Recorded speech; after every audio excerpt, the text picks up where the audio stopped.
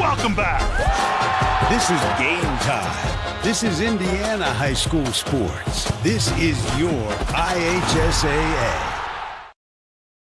You want a career that will transform your life while you change the lives of others by helping them live well. With a health or exercise sciences degree from IUPUI School of Health and Human Sciences, you will gain an in-depth understanding of the healthcare industry while preparing you for a variety of graduate and professional programs in health. And with Indy as your classroom, you will have clinical options within leading hospitals right in our backyard, as well as a degree from Indiana University, reputable leaders in the healthcare industry. It all starts here. Can't get to a computer? Then we've got you covered. Just go to the IndianaSRN app and stay up to date with all of your favorite teams. You can watch live coverage or relive the experience with our on-demand service.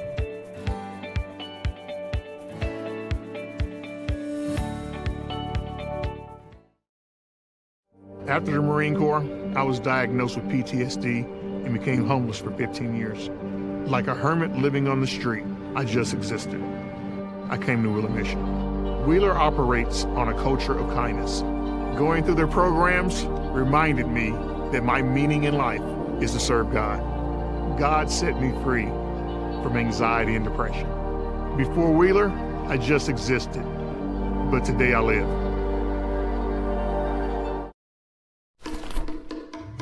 Sprinkles if you got them.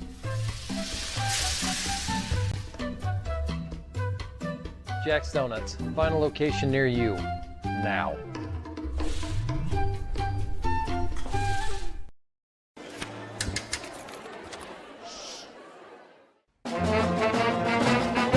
Hey conductor, how about something new? You played this last year. Come on, get your head out of your sacks.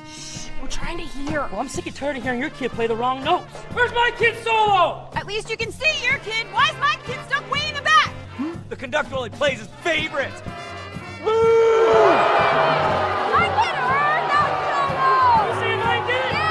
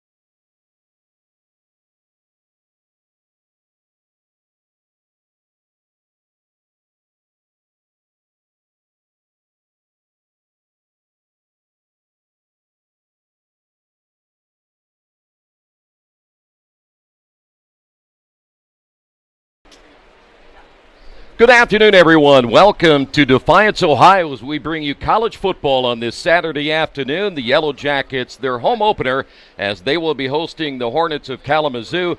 The Yellow Jackets coming in at 0-1 in the season, and Kalamazoo at 2-0. Today's game brought to you in part by the Morales Group, building better futures one story at a time. Also by Burtner Electric, serving greater Indianapolis and surrounding counties. Piper Logistics, from warehousing to transportation, we do it all. And by Reynolds Farm Equipment, serving our customers and community since 1955. It's a warm afternoon here in Defiance. Troy Dergowski along with my broadcast partner, Sean Kroll. And for the Defiance Yellow Jackets, they're hoping today will be warm enough they get a win in their home opener. Yeah, last week was a bit of a rough go, but Mount Union, the Raiders, are a national power.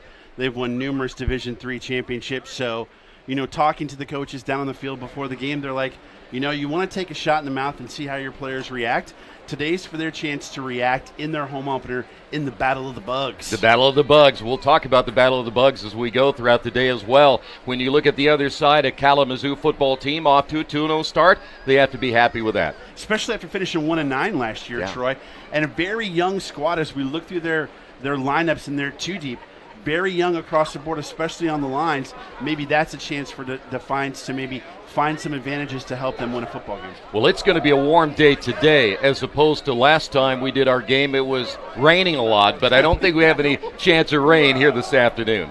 We hopefully we don't. We'll get a weather report from our vaunted sideline reporter Keith Myers here in a minute, but first time these two teams have met since 1999 when Kalamazoo won 10-0. I don't think we'll have that low scoring of a game here today. We've got two really decent offenses. When you take out that first game for the Yellow Jackets, because they put some things together last year, and we're going to talk about a couple of the key players, and really it starts with their quarterback. I know he had 3 interceptions last week, but when they need this offense to roll, he's the guy to look to. Jordan Ambrose is just an all-around athlete. You know, when you're looking at recruiting rankings, sometimes they won't put quarterback, sometimes they'll just put athlete. That is Ambrose. Guy can get it done. If you can flush him out of the pocket, he can do dangerous things out around. Kalamazoo wants to definitely contain him. Yeah, looking at Ambrose this year, 6'2", 210. He's a senior. Last weekend, 12 of 23, only 74 yards. But he did rush the football 12 times for 50 yards, but also had those 3 interceptions. So Ambrose will need to cut down on the INTs today if they're planning on being successful. They will, and Kalamazoo is going to try and force him to make quick decisions and put the ball in places he doesn't want to. But that's when Defiance has to rely on the running back, Tyshawn Freeman, get the running game going. Defensively for Defiance is when it's going to be interesting because you've got some guys that like to fly around the football, specifically Thomas Coltrane. Yeah, and Coltrane's a big guy, 6'2", 220, and a senior, and he's a guy that's really going to have to do the job in the middle there for the Yellow Jackets. He's just got a nose for the football in the games that we did last year, and you know, you look at his stats from the first game this year, 9 tackles, 2 for loss. He's just all over the place. He gets a little bit of help from his nose tackle, Rigo Villa, who's quite a player as well. So we've got some players on that side of the ball.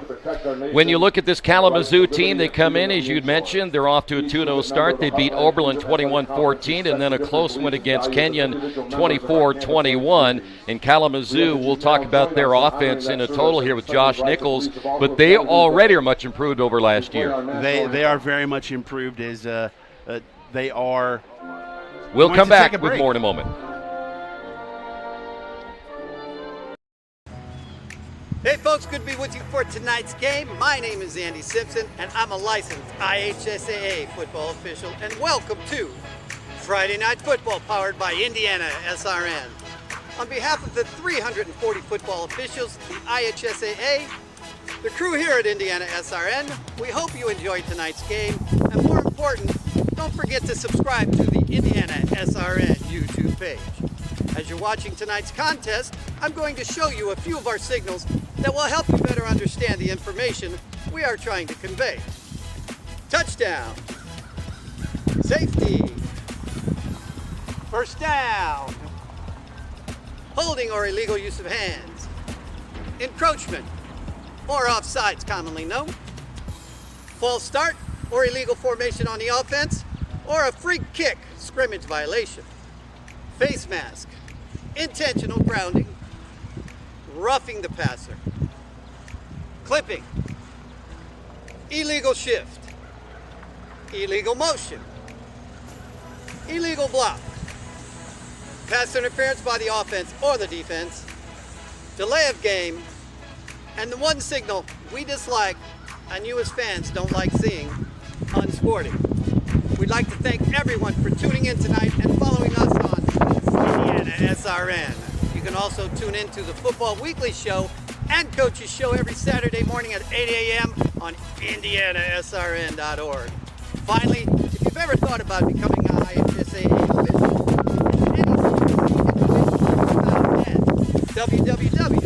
www.ihsaa.org and click on the Officials tab or call the IHSAA office at 317-846-6601. Now, sit back and enjoy the game.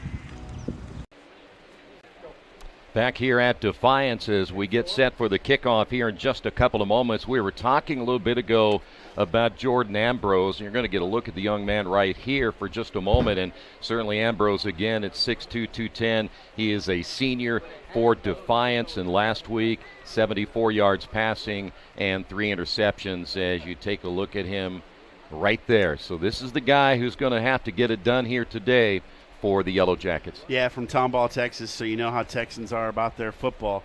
This young man knows how to play. And again, you know, you just got to take last week with a grain of salt, water under the bridge. Mount Union is Mount Union, and you come out this week. What did we learn from last week that can help us win a football game today?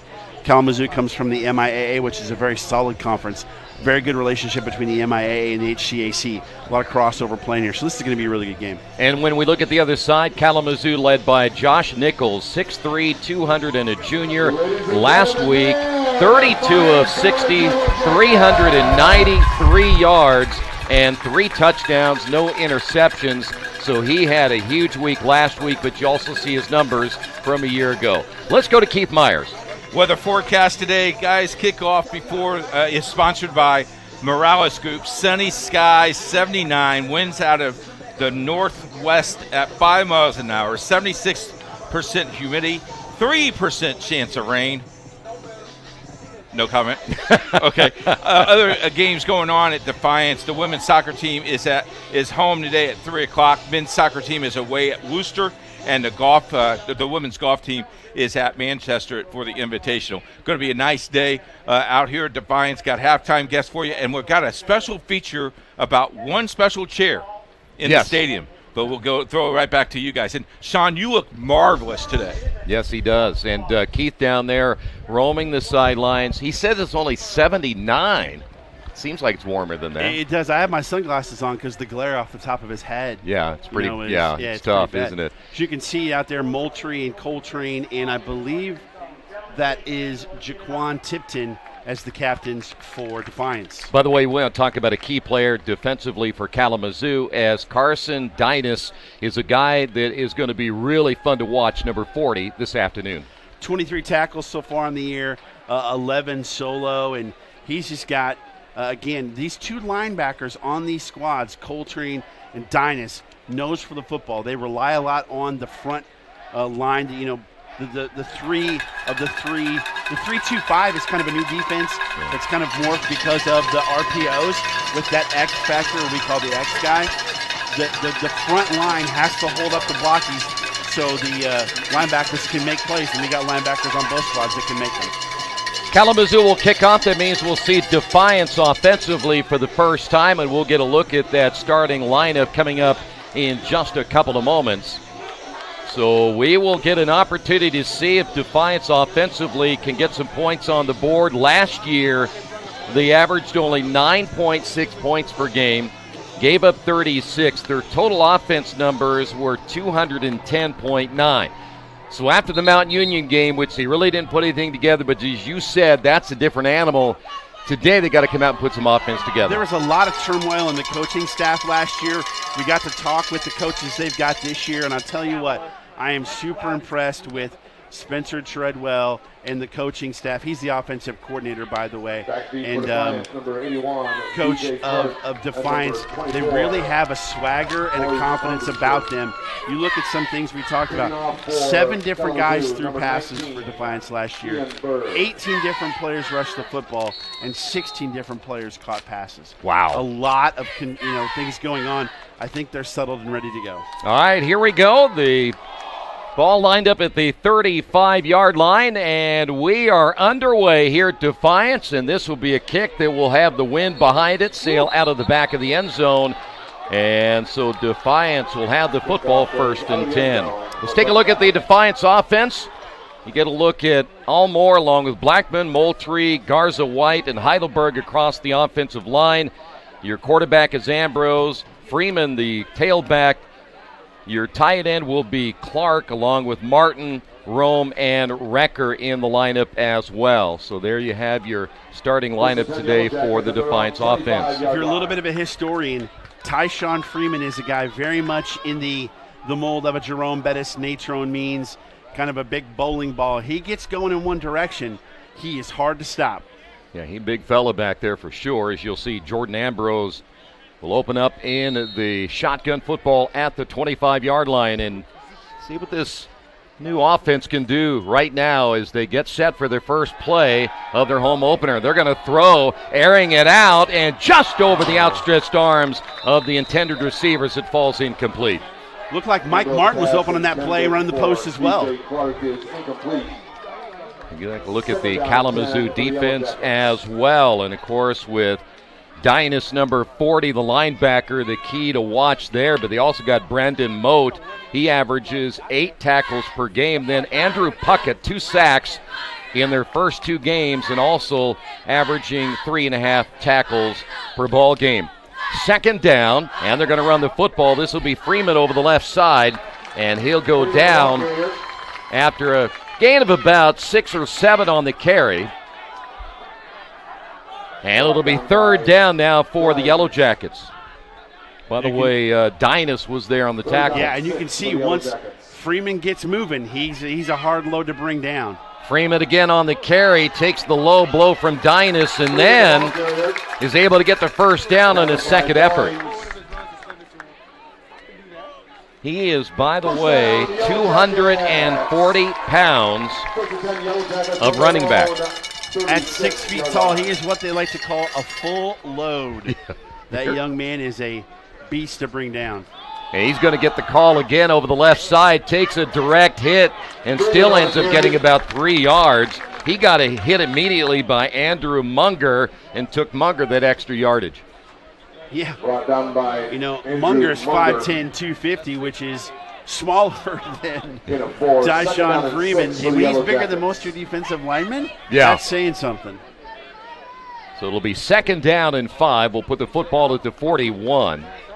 I promise I won't break. If he breaks one, I won't break out the Chris Berman rumbling, bumbling, stumbling. I hope you do. Oh. Second down. Handoff again. Freeman over the left side. Boy, he's just running over his own players and the opposition. And he's going to get another first down.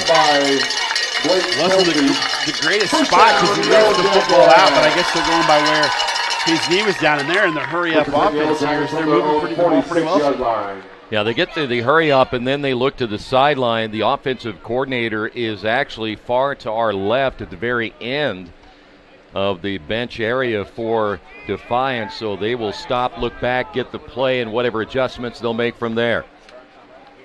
They will hand off again up the middle, and he's going to get more big yards and close to another first down. Tyshawn Freeman. What's the saying? If it ain't broke, don't fix it? Yep. That's working so far for Defiance. And I think, I don't think Freeman runs a 40 to be timed. He's measured on a Richter scale. Now they're going to throw. There's flags down across the 40. Ball caught by Cole Recker. And he's going to go down inside the 30, but we may be bringing it back. There is actually the official's flag is right at about the 44-yard line. A little shot put up a play, and usually in that area it's going to be holding.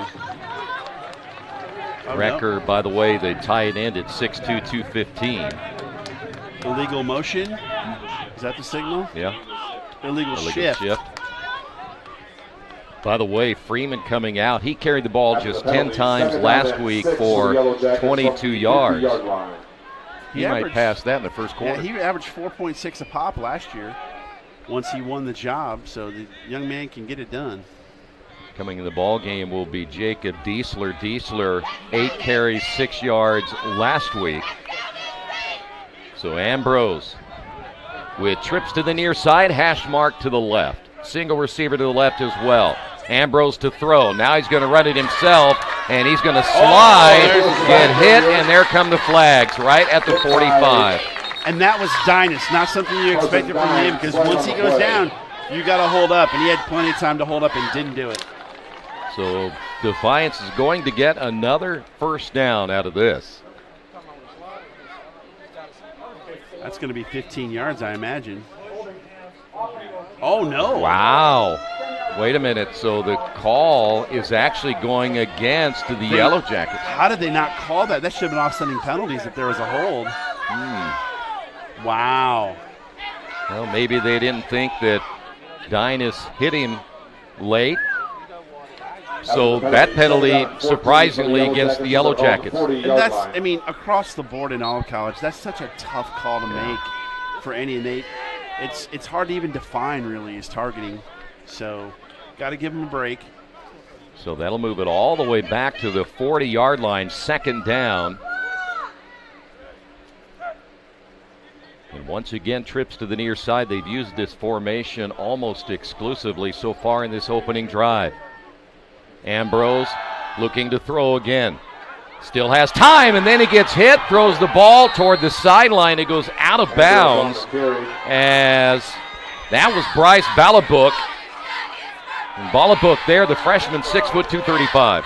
They're going to call intentional grounding there. Why are you throwing the football if you're going down anyway? Just take the sack. You wouldn't think a senior would make that kind of mistake. So 2 straight huge mistakes here for Defiance after they started running the football with Freeman. He came out, and since then, they have not done much. And Freeman, by the way, is still in. It'll be 3rd down and 14. Record back in, and Mike Martin coming out. And then Martin comes back.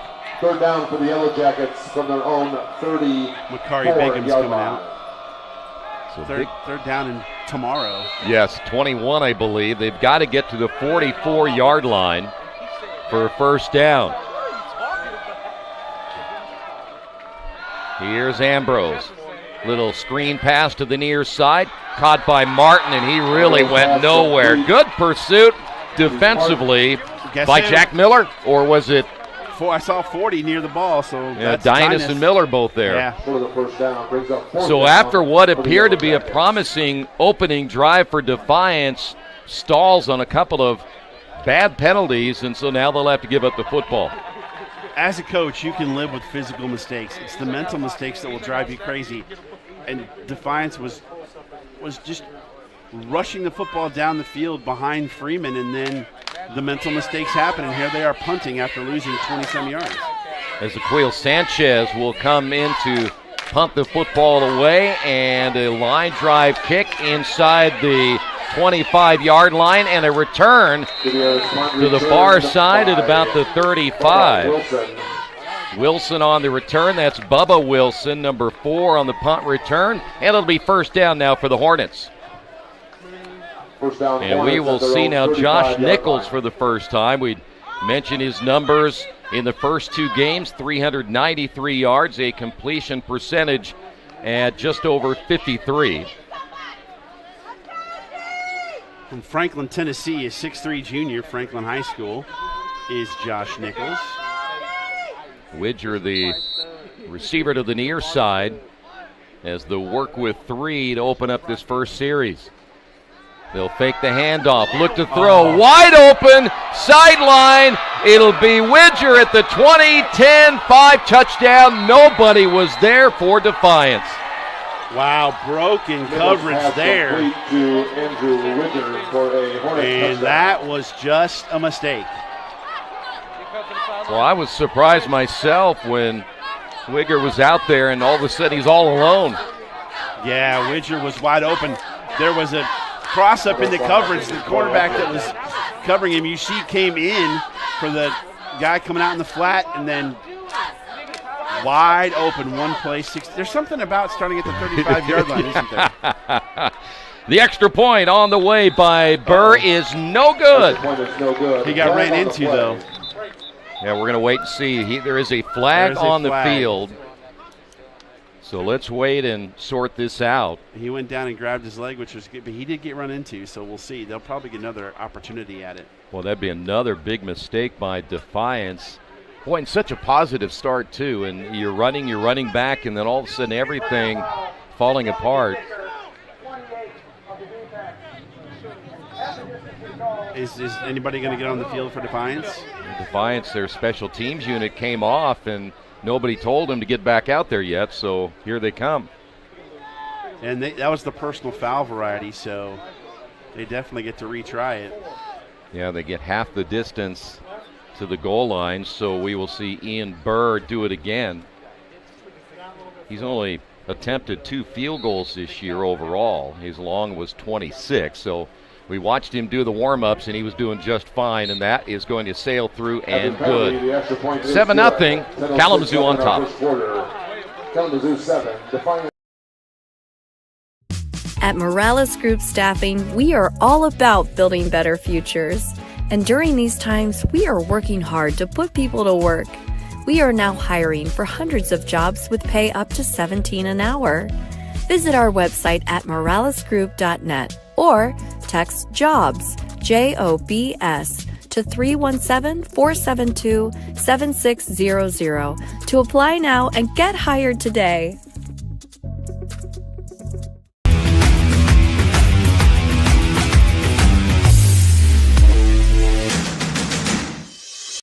We encourage you to follow us on Twitter at IndianaSRN.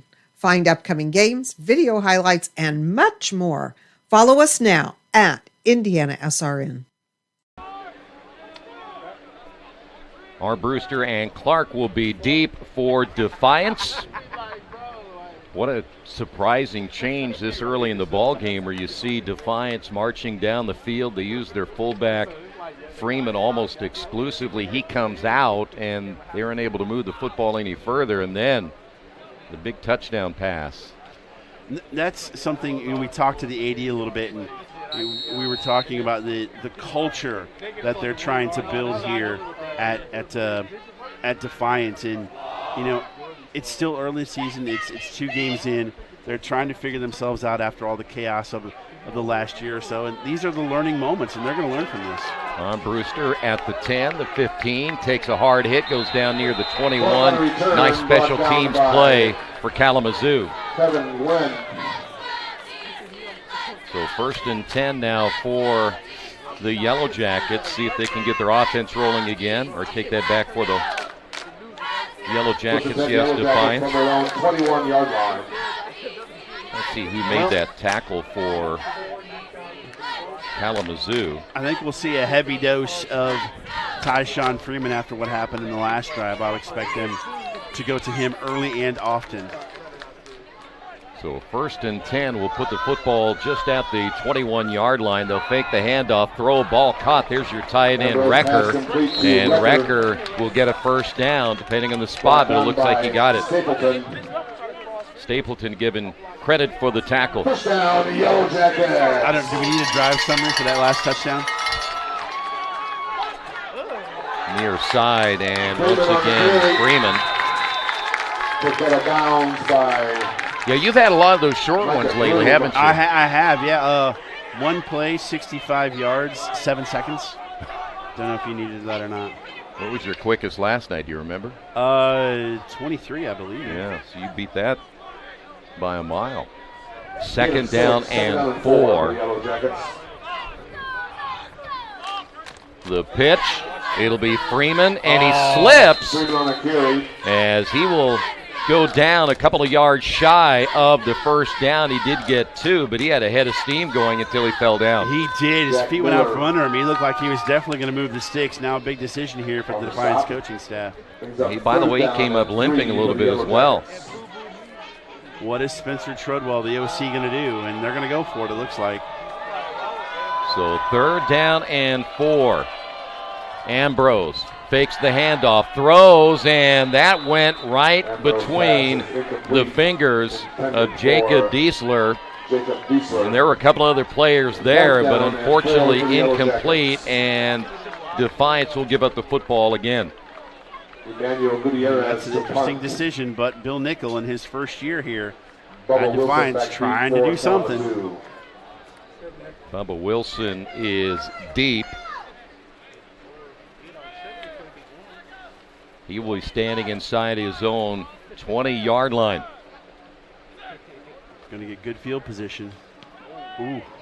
Short punt, end over end, will take a Defiance bounce, so that will help those numbers quite a bit as it gets inside the 25-yard line, and Kalamazoo will get the football for the 2nd time. 24-yard line. By the way, Manny Gutierrez, I believe they said, has now been taking over the punting duties. It was actually originally scheduled to be Ezequiel Sanchez, but They made a change there, too. A.K.A. Zeke from Indianapolis, Indiana Warren Central. As you see the Defiance defense, Coltrane is the main guy on the defense for the Yellow Jackets. Swing pass out on the flat, heading to the sideline and getting out of bounds. In a couple of games we did last year for the HCAC, the two guys that really stood out for me defensively for Defiance, we talked about them in pregame. Rigo Villa, 6 foot, 265-pound senior from Fort Myers, Florida. He had 5.5 tackles for loss and 3 sacks last year. And Thomas Coltrane, the linebacker, number 2. Here's Riley, who just made the catch, trying to find some running room. Nowhere to go against that run defense. Is it too cheesy to say they swarmed to the football? Hey, what did we learn in the bug war we saw? We learned that in the battle of Yellow Jackets and Hornets, Yellow Jackets win because of power in numbers. That's right. Yellow Jackets are a crew, and they can take down Hornets.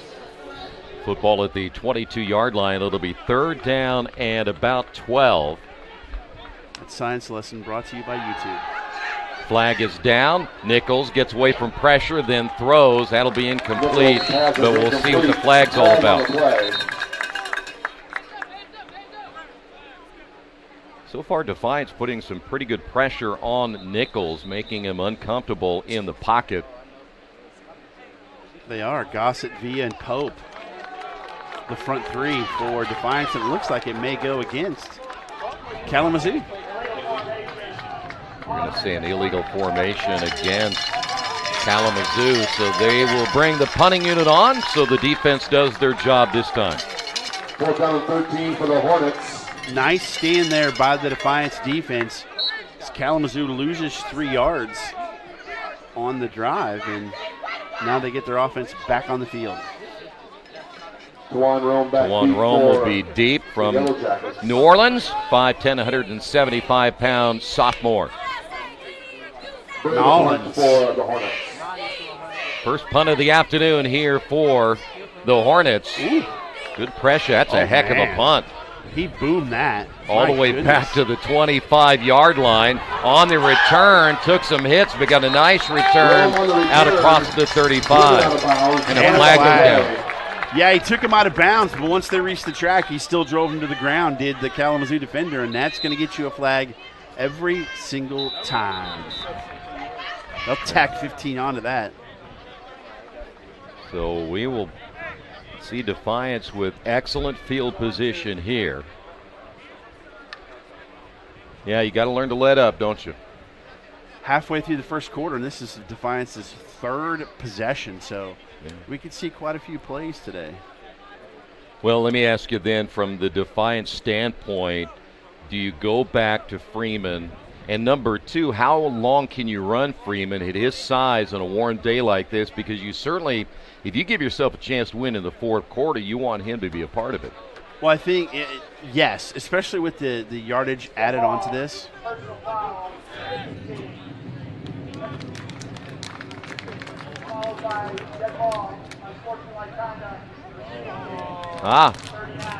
Well, that's, I think somebody said something on the sideline from Defiance. Yeah. Once the illegal hit happened, then it was a little chirping going on. So the offsetting penalties means no extra yardage for Defiance at the 35. I still think, though, as we were talking about before the referee spoke, I think you still have to go with Freeman, but you can spell him with Diesler a little bit. You've shown that you ran the football really well on the first series, but you want to give him some breaks so that he is there in the 4th quarter if it's a close game to be able to pound the rock and get it in the end zone and score. So Freeman is in. Ambrose will have his Yellow Jackets at the 33-yard line. As Sean had mentioned already, their 3rd series of the day. Play action pass. He gets hit as he throws, and just over the outstretched arms once again is his receiver. Went down inside the 25-yard line. Well, that's twice now they've tried to go deep, and their receiver has gotten behind coverage, just unable to hook up on those throws. I like the thought of going deep because you're stretching the defense, which will open up lanes. They've got to cover over the top, can open up lanes for Tyshawn Freeman at the line of scrimmage get him some good yardage. By the way, Jaden Scott is wearing number 19 for Defiance. He was the intended receiver. Here's Freeman again, just puts his head down and bowls his way just shy of a first down. Freeman on the carry. See, that's the whole purpose in going deep. You've got to keep the safeties honest. They can't come up and crowd the line of scrimmage for Freeman. And once that young man gets rolling, he's tough to bring down. You got to hit him low, though, don't you? I mean, you really got to take his wheels out. Well, and the thing, too, is if you're going low, got to make sure those knees aren't coming high because those could do some damage as well. We will have a telemetry replay coming up here a little bit on that touchdown pass. Those are pretty cool. They are. Third down and about a yard. Freeman again gets the first down and more at the 50, bowling his way all the way down to the 41-yard line. Can you feel the quake? Oh, the earth is shaking. Get out the Richter scale. Big time right back run. on the line of scrimmage. Wow. How'd you like to be the defensive back and see him coming? No, thank you. Here he comes again. Across the 35, down to the 30. Now that you've gotten 2 runs from him in a row, long runs, helmet popped off, get him off the field, get him a drink, get him a blow. Hopefully that's not him on the ground. It is him on the ground, and it is his helmet off as well. Let's take a look at that telemetry replay. Do you want to explain what telemetry does? Telemetry has been working with the NFL, multiple college football teams as a data and technology provider. Player speeds and acceleration they provide us is generated with computer vision. It's the same technology as autonomous vehicles. And by the way, when you watch something like that, all you see is, at least I see, is what I want to be, because 18 miles an hour for these players is considered very fast. Don't you want to be fast like them too? Oh yeah. Yeah, if I ran a 40, they'd need a sundial to measure it. So that's why we use telemetry. I'm not sure they'd need telemetry at all to measure me running.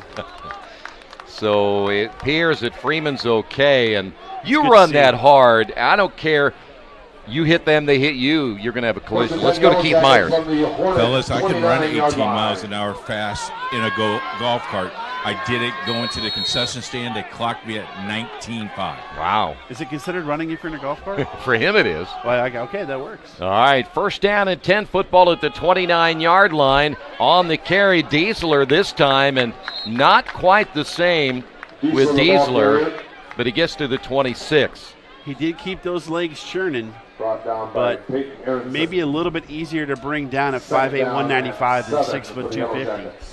I'm keeping an eye on Freeman on the sideline. The trainer is talking to him. I think he might got dinged up a little bit, yeah, in the head area with the way that helmet came off. They're going to make sure he's okay. Every precaution they take. Diesler, a junior from Paulding, Ohio. After faking it, it'll be Ambrose. Ambrose high-stepping inside the 10, down to the 5. There's where his athleticism comes into play. You can call plays that running game's been going. Okay, now we're going to pull it out of the belly of the running back, and I'm going to go the opposite direction and get a big chunk of yardage. Ambrose, 50 yards rushing last week, led the team. Handoff, and not much there for Diesler, as you mentioned, in his last carry. He does keep those legs churning, but there just wasn't much running room to go on that side. You've got to think at this point, however, with the way you've run the football so far today, 5 yards, 2 plays, maybe 3 plays, with it being second down, you could get that. Yeah. You don't have your big guy in Tyshawn Freeman, but Diesler and Ambrose have done a pretty good job since he's gone out. By the way, Freeman no longer on the bench. He is up and walking on the sidelines. Ambrose, handoff. Diesler gets hit immediately at the line of scrimmage. It was Blake Kelsey, the defensive tackle, there to get the stop. Great read there by Kelsey to shoot that gap and make the play. Now you've got a decision if you are the Spencer Treadwell. What are you going to do here on third down and goal from the 5? When that field shortens, those safeties and linebackers can play a lot closer to the line of scrimmage. So the running game isn't as elastic as it can be.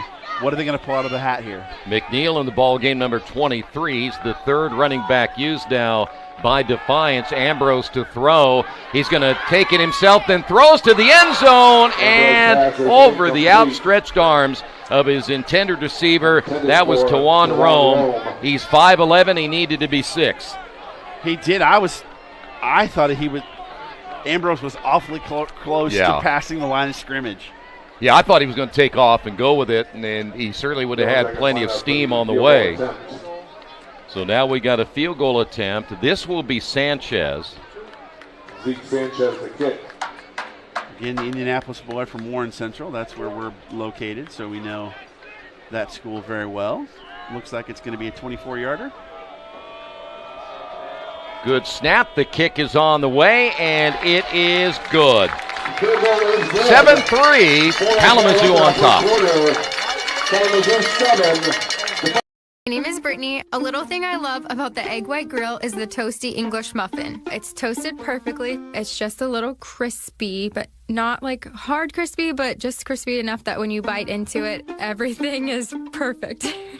My name is Curtis, and I love the Egg White Grill because the egg itself, it's like soft and fluffy, like a pillow. I wouldn't eat my pillow, but I'd eat the Chick-fil-A breakfast egg white sandwich for sure. They say nice guys don't finish first. So maybe it's time to reconsider what it means to be first. It's about being your best, but knowing you can be even better. It's being present, but respectful of history. You sure you want to make that move? It's donating something more valuable than money. It's believing in yourself and something bigger. It's coming from different families, but treating each other like brothers. It's not just being a man, it's being a Mason. Well, Defiance had a very impressive drive. We'll get those numbers in a moment, but first off, Keith Myers. Sean, a question to you. Very well, good drive for Defiance. Took some time off the clock. 4 minutes left in the first quarter. It's not that 45-minute quarter that we had a couple of weeks ago. Defiance getting off the field with 3 points. That's real important for them to stay in the game. It is, Keith, especially when you can get a 9-play drive going.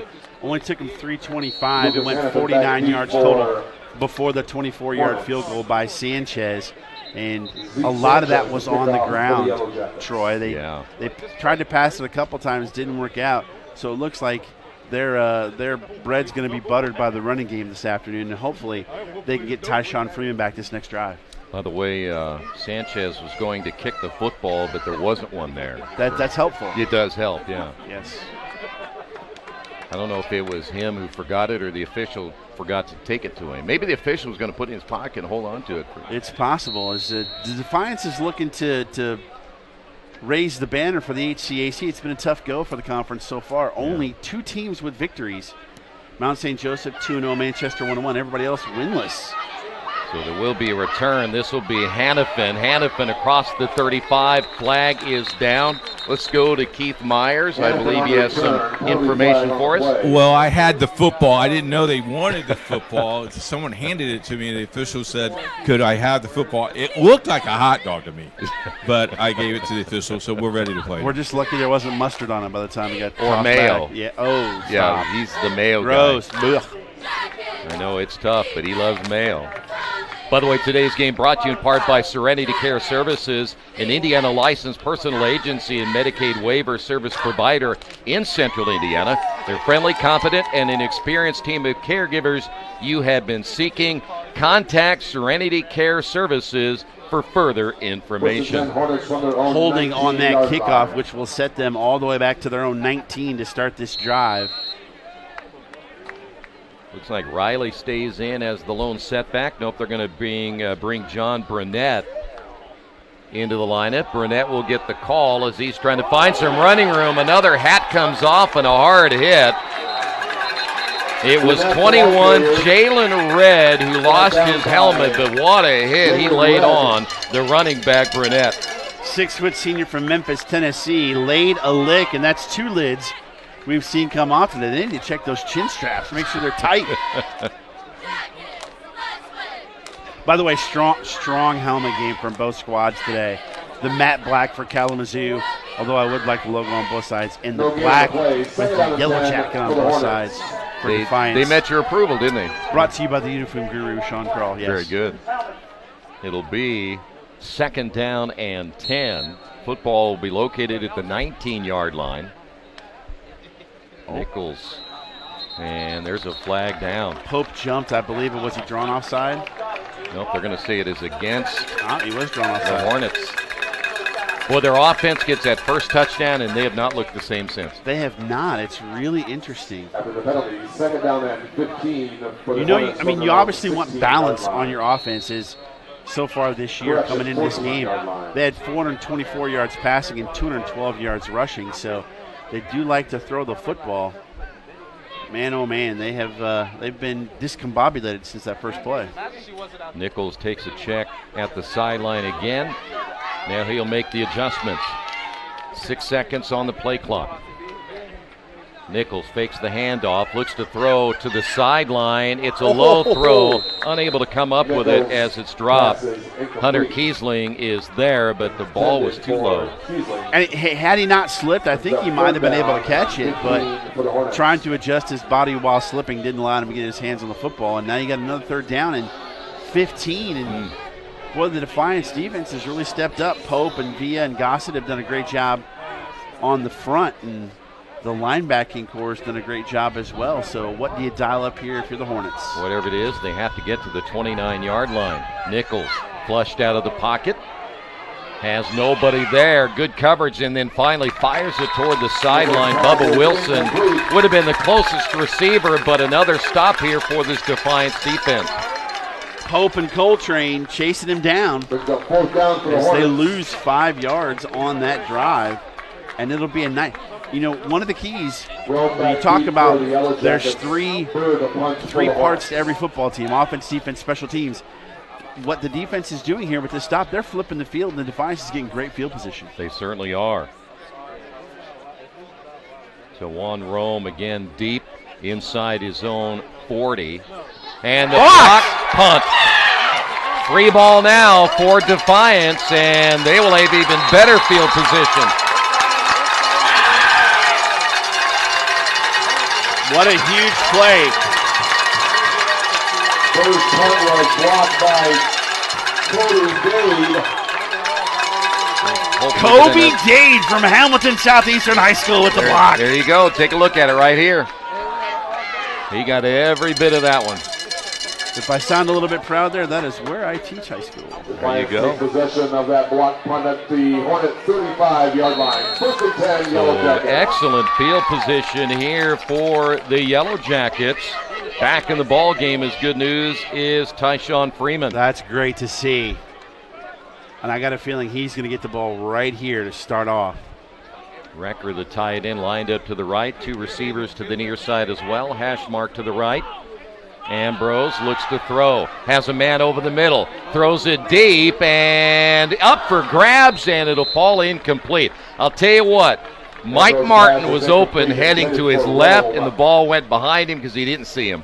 That is something the offensive coordinator is going to talk with Ambrose about to say, listen, you've got multiple reads, and even if you see that guy may be a little bit open, if that safety is shading his way, look left, and then he's open, and you got the touchdown. Yeah, well, he was wide open. I love the shot, though. I love taking the shot after the turnover. Here's Freeman.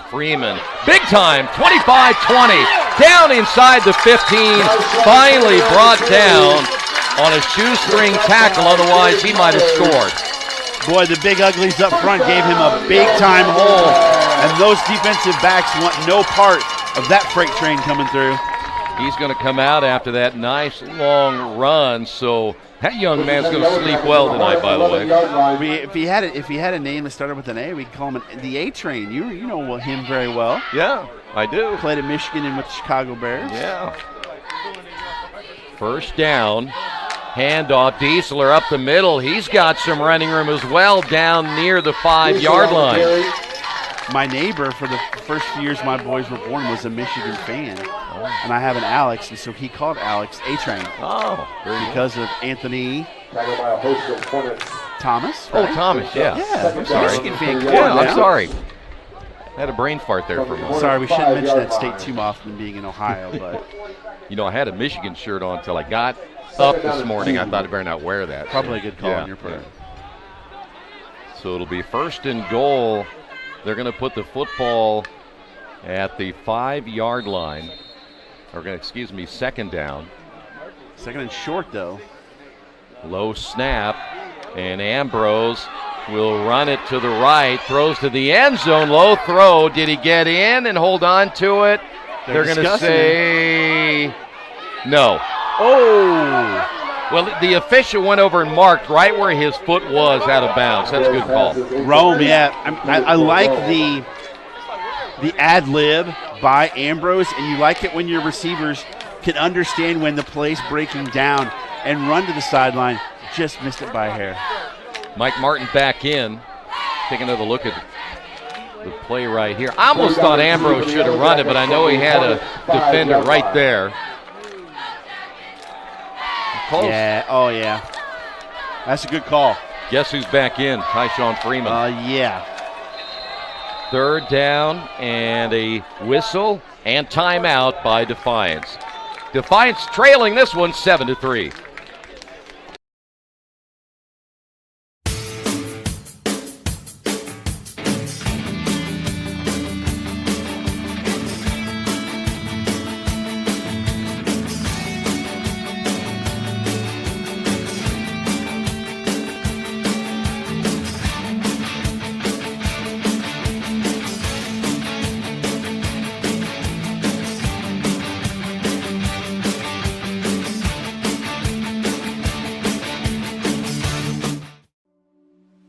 Can't get to a computer? Then we've got you covered. Just go to the IndianaSRN app and stay up to date with all of your favorite teams. You can watch live coverage or relive the experience with our on-demand service.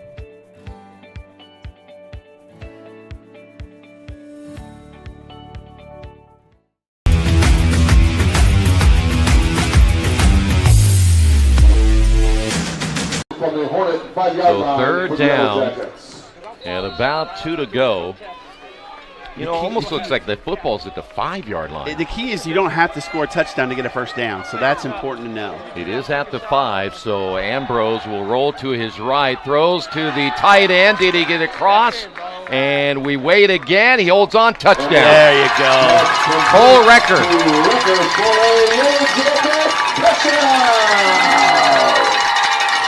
Nice play, dialed up to the tight end. Recker will put Defiance on top, and Sanchez will come in to attempt the extra point.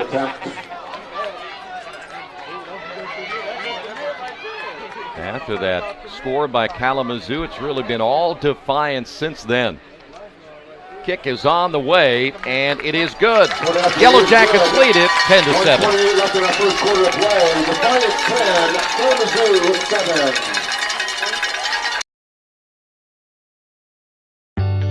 From warehousing to transportation and everything in between, Piper Logistics does it all. Centrally located, Piper Logistics has 2 warehouses in Indianapolis and a warehouse in Cincinnati, Ohio. Piper Logistics houses over 1 million square feet.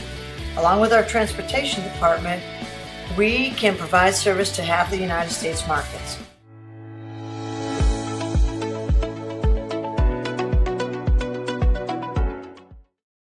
We encourage you to subscribe to our YouTube channel, IndianaSRN. Hit the bell to get notifications for upcoming games and more. Watch as many games as you want, as many times as you want.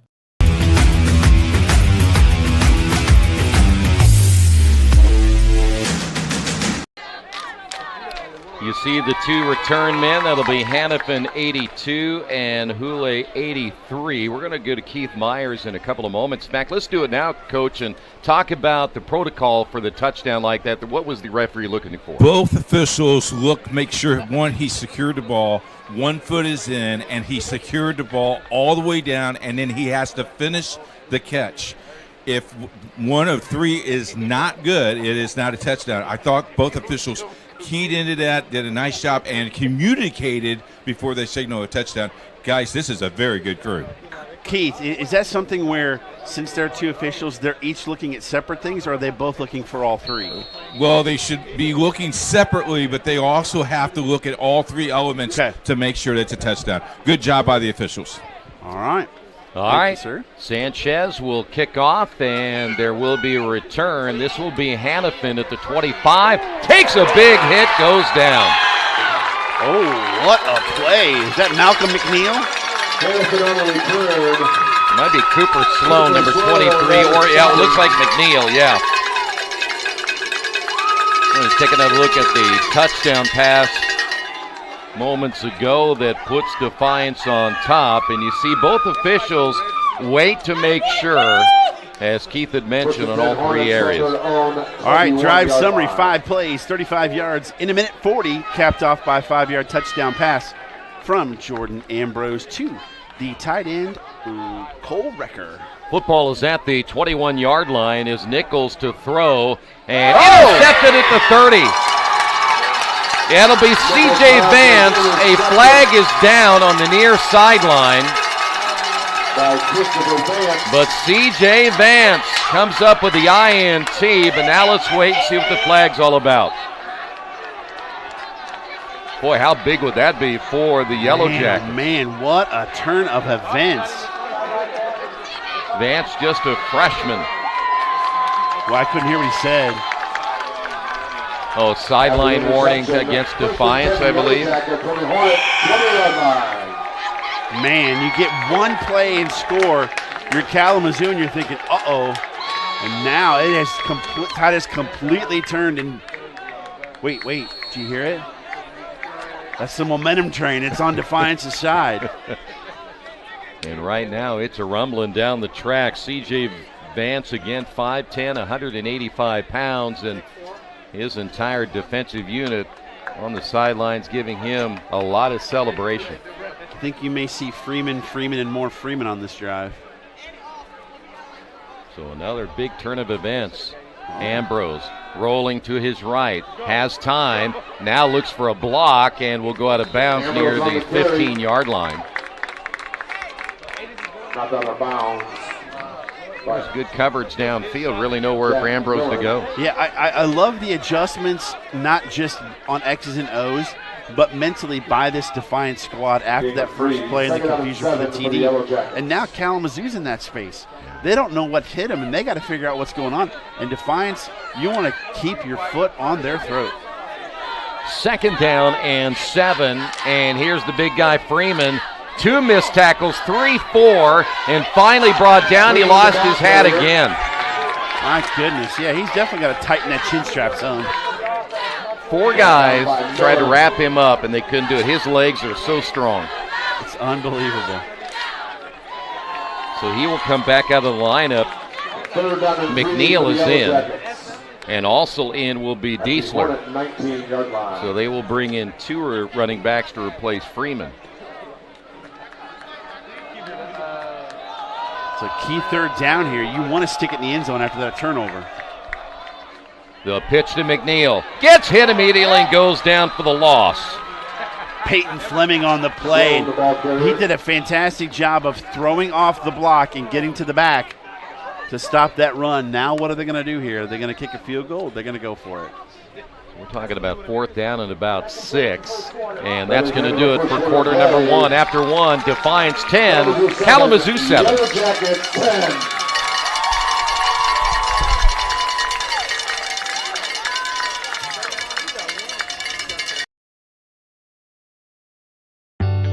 From warehousing to transportation and everything in between, Piper Logistics does it all.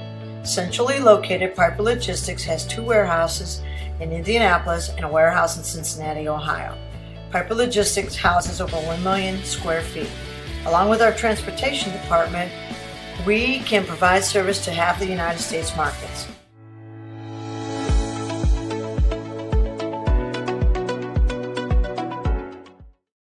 We encourage you to subscribe to our YouTube channel, IndianaSRN.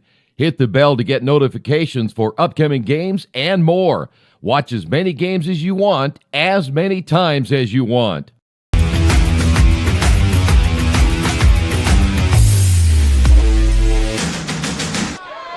Defiance College. Defiance leading at 10-7. Keith Myers roaming the sidelines, and looks like we have a good crowd on hand. Hey, we have a great crowd on hand. The enthusiasm is very, very good. I got to share some popcorn with some fans. They kind of I love watching the game on replay. Very good. You guys are doing a great job. Do you need anything? You know, the one thing I'd like to say, he says he shared popcorn with some. That means he didn't buy any of it. He's going around mooching off everybody. Well, absolutely not. I'm a celebrity. Back up to you guys. Other scores from the conference. Early in the second quarter, Mount St. Joseph leads Hope College 13-7. Okay. Keep you updated on any other games going on around the conference. Ready for period number 2. Ambrose, man in motion. That'll be Recker to the right. Ambrose looking to his left. Still has time. His receivers are covered, so he's going to take it himself. Takes a hard hit right there, but he got down to about the 9, maybe 8-yard line. Brought down by Munger. Man, you've got to figure out a better way to get that to go. Maybe turn it around and go back to the right side. Give your receivers some more chance to work their way open with the athleticism you got with Ambrose. But that's decision-making. You can see the coach is talking to him about it down on the sideline. Well, he wasn't going to go to his left because there was, again, good coverage downfield. So I think you're right. He was going to have to – and he's got a good enough speed. I think he could make the change and try to go to his right side. But unfortunately, unable to do so. And so Kalamazoo will take over on downs. But they're deep in their own territory. Put the ball at the 13-yard line. They'll run it right up the middle. Hard hit at the 20. Riley, the ball carrier. And that will be Sheldon Riley once again at 107 yards in his first 2 games and a touchdown. We're going to look back on that drive where you got the ball at the 20 and you couldn't get a first down in their territory on 4 downs. How big is that going to play out as this game unfolds? By the way, Thomas Coltrane got credit for the tackle. Surprise. Nichols fakes the handoff. Now will tuck it under himself to the outside. Got a block 30 and out of bounds near the 35-yard line, but a great block on that side. That is a fantastic job by the wide receiver out there. Couldn't quite see the number. Noticing his quarterback had run out of the pocket, came up and threw a block downfield to spring him for at least 10 more yards. Yeah, exactly. So trips to the near side. First down and 10. Again, football at the 35-yard line. And this time they'll run the ball. This is Brunette on the carry. He'll get near the 40. Brunette, the ball carrier. Brunette, 5'10", 200 pounds. By Jalen Red. When you're struggling to do things offensively, you go back to square one and you run the football. That's what we see what Kalamazoo is doing right here. So it'll be second down. They'll have to get to the 45 for a first down as Burnett stays in the ball game. Nichols will make the adjustments after the play sent in from the sidelines. 2 receivers to the near side, hash mark to the left. They'll fake the handoff. Nichols to throw. In the air, a wobbly pass up for grabs. Intercepted again. This time it's Vishon Palmer.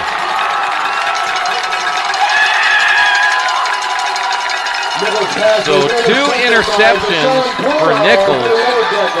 And how about that defense today for Defiance? That's just a bad decision by Nichols. Flag is down as well, by the way. You can't throw in triple coverage. Yeah, and it was really a very wobbly pass too. And I think this penalty might be on Defiance. Unsportsmanlike again? Yep. And there's the celebration. They must have a special medal they get for the INTs.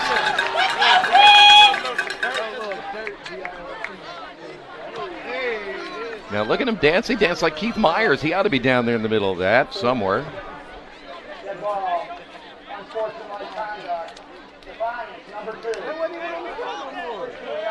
You know, when you had a loss like they had last week, don't you think that would give them a little leeway in the celebrating? Yeah, I mean, come on. And it was Thomas Coltrane that got the penalty, too. So that's going to move them back inside the 10. Well, how about that defense so far? And they are focused in. When you see them down on the sidelines, they're paying attention to their defensive coordinator. So they are fired up on defense, but When you get it on a silver platter like that, you take it. Now you got to take advantage of it, unlike the last drive. Exactly. Freeman back in. Freeman gets the call. Starts left, goes right. You can hear the pads hitting all the way up here. He gets another nice gain, but there's a lot of hard hitting trying to stop that young man. Man, it's so loud and so close. I feel like we need icy hot after the game. Brought down by Micah Groove. We've already got it ready to go just in case we need it. Ambrose will fake the handoff, dumps it off to Recker. Recker, flags are down 30 and brought down there. There's another flag down. I think you're going to get, both of those guys. One might be a hold, one might be a face mask. And hankies everywhere.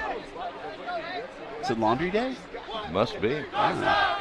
We've seen quite a few penalties here in the first half.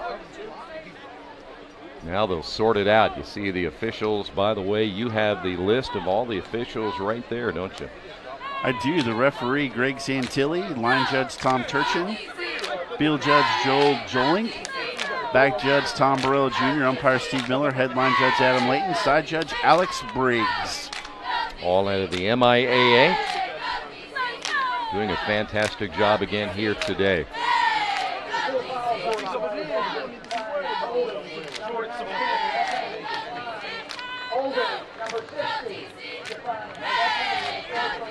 So you see the two holding penalties, one declined, of course, the other one accepted, and that'll move the Yellow Jackets back. Both on Defiance. Man, you cannot have that. And that's going to move them all the way back to the 10-yard line. Yeah, those are some things I'm sure they will talk a little bit about at halftime. After the penalty, make the adjustments as well. Trips to the left. As Ambrose. 15. Yeah, they got a long way to go. They got to get to the 24, or actually 23-yard line. Freeman stays in as he'll reset from left to right. Will stay trips to the left. Ambrose takes the snap. Sets to throw. Now flushed out of the pocket. Gonna heave this one. Nope, he's gonna keep it himself and go out of bounds on the near sideline. He was looking downfield. I think he was gonna try to get that ball to Mike Martin, who was actually open for a moment, but really Ambrose did a smart job just keeping that ball. I like that decision. You don't want to try and fit it in a tight window, especially after you got the turnover. 3rd down and 5 for the Yellow Jackets. Now you've got manageable 3rd down here, especially after the penalty. Single receiver to the near side. They'll work at hash mark left. 3 receivers to the right. Ambrose pumps, and now he's going to be forced to run with it, and he's going to get a 1st down as he goes out of bounds here on the near sideline. But Ambrose doing it on his feet, and last week we mentioned 50 yards and having a good day today. Good coverage by Kalamazoo, but, you know, I know we keep saying it over and over again, but that's the beauty of having an athletic quarterback like you do in Jordan Ambrose, is he can take a broken play like that and get positive yardage and get you a 1st down.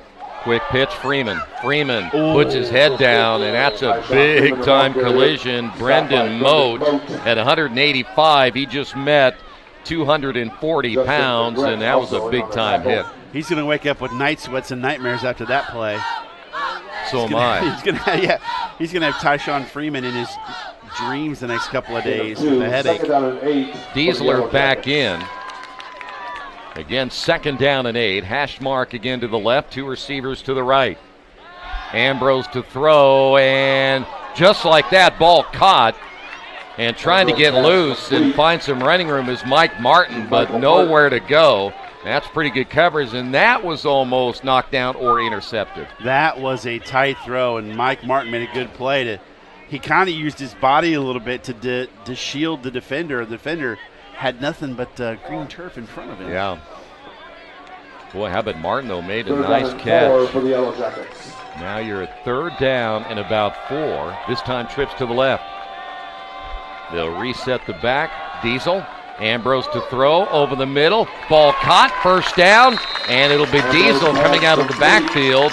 And after the catch, he'll get just across the 40-yard line near the 41, or should say 46-yard line. Great setup on that play where Diesel came out of the backfield and just found the open spot, the soft spot in the flat. And Ambrose found him for the 1st down, and boy, they're slinging it around now. Yeah, screen pass to the opposite side, gain. That'll get across the 50 into Kalamazoo territory near the 48-yard line. Looked like that was Taiwan Rome again. Taiwan is 5'11", 180 pounds, only a sophomore. From Batavia, Ohio.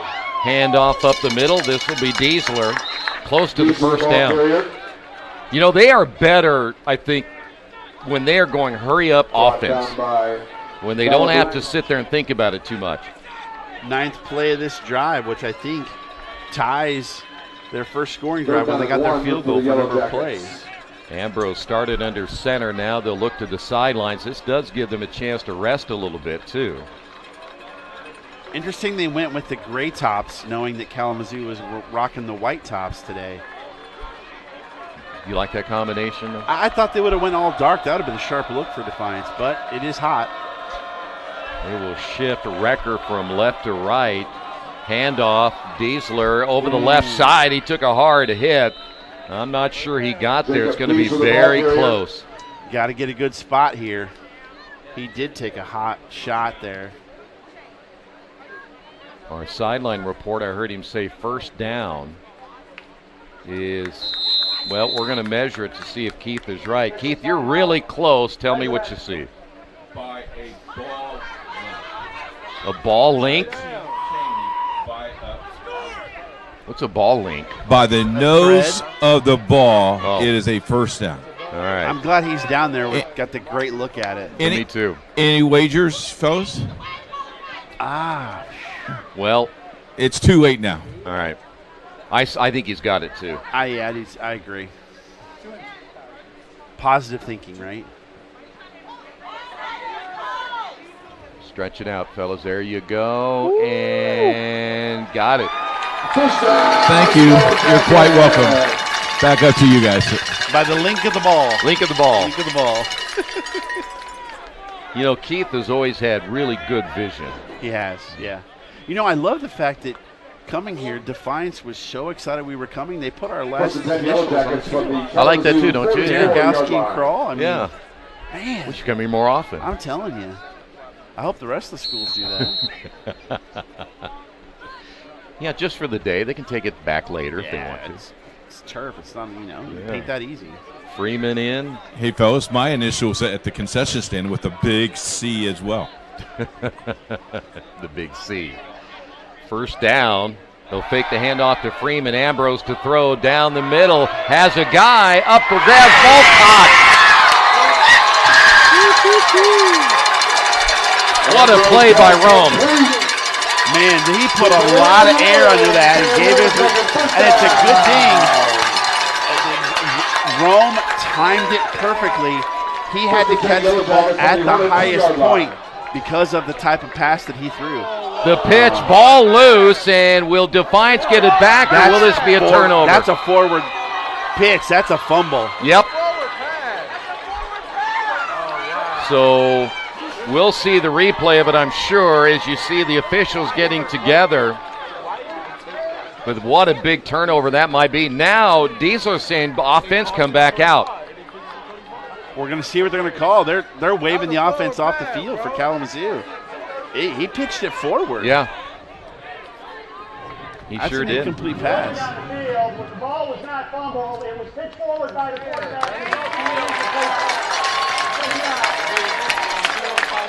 What a break for Defiance. Yeah. Huge. Boy, getting down this close and turning the ball over. But now they're going to – listen, I'm telling you what, Freeman right here, right? Oh, absolutely. I'll put a quarter in the bin for that one. I would just give it to him to reward him for all the hard work he's done. Oh. Let him get in the end zone. 100%, especially getting his lid knocked off twice. I mean, got dinged up on a play. Reward the young man. Exactly. 2nd and goal now. Will it be Freeman? Yes, Freeman up the middle. He got undercut. I think he's going to be short. It was Dynas who got him, who undercut him before he could get to the end zone. Another helmet popped off. Blake Kelsey coming up. We better check those helmets.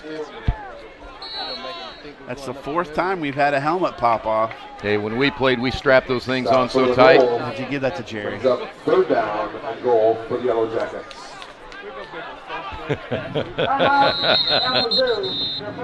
We have a timeout by Kalamazoo. 10-7, Defiance with the lead.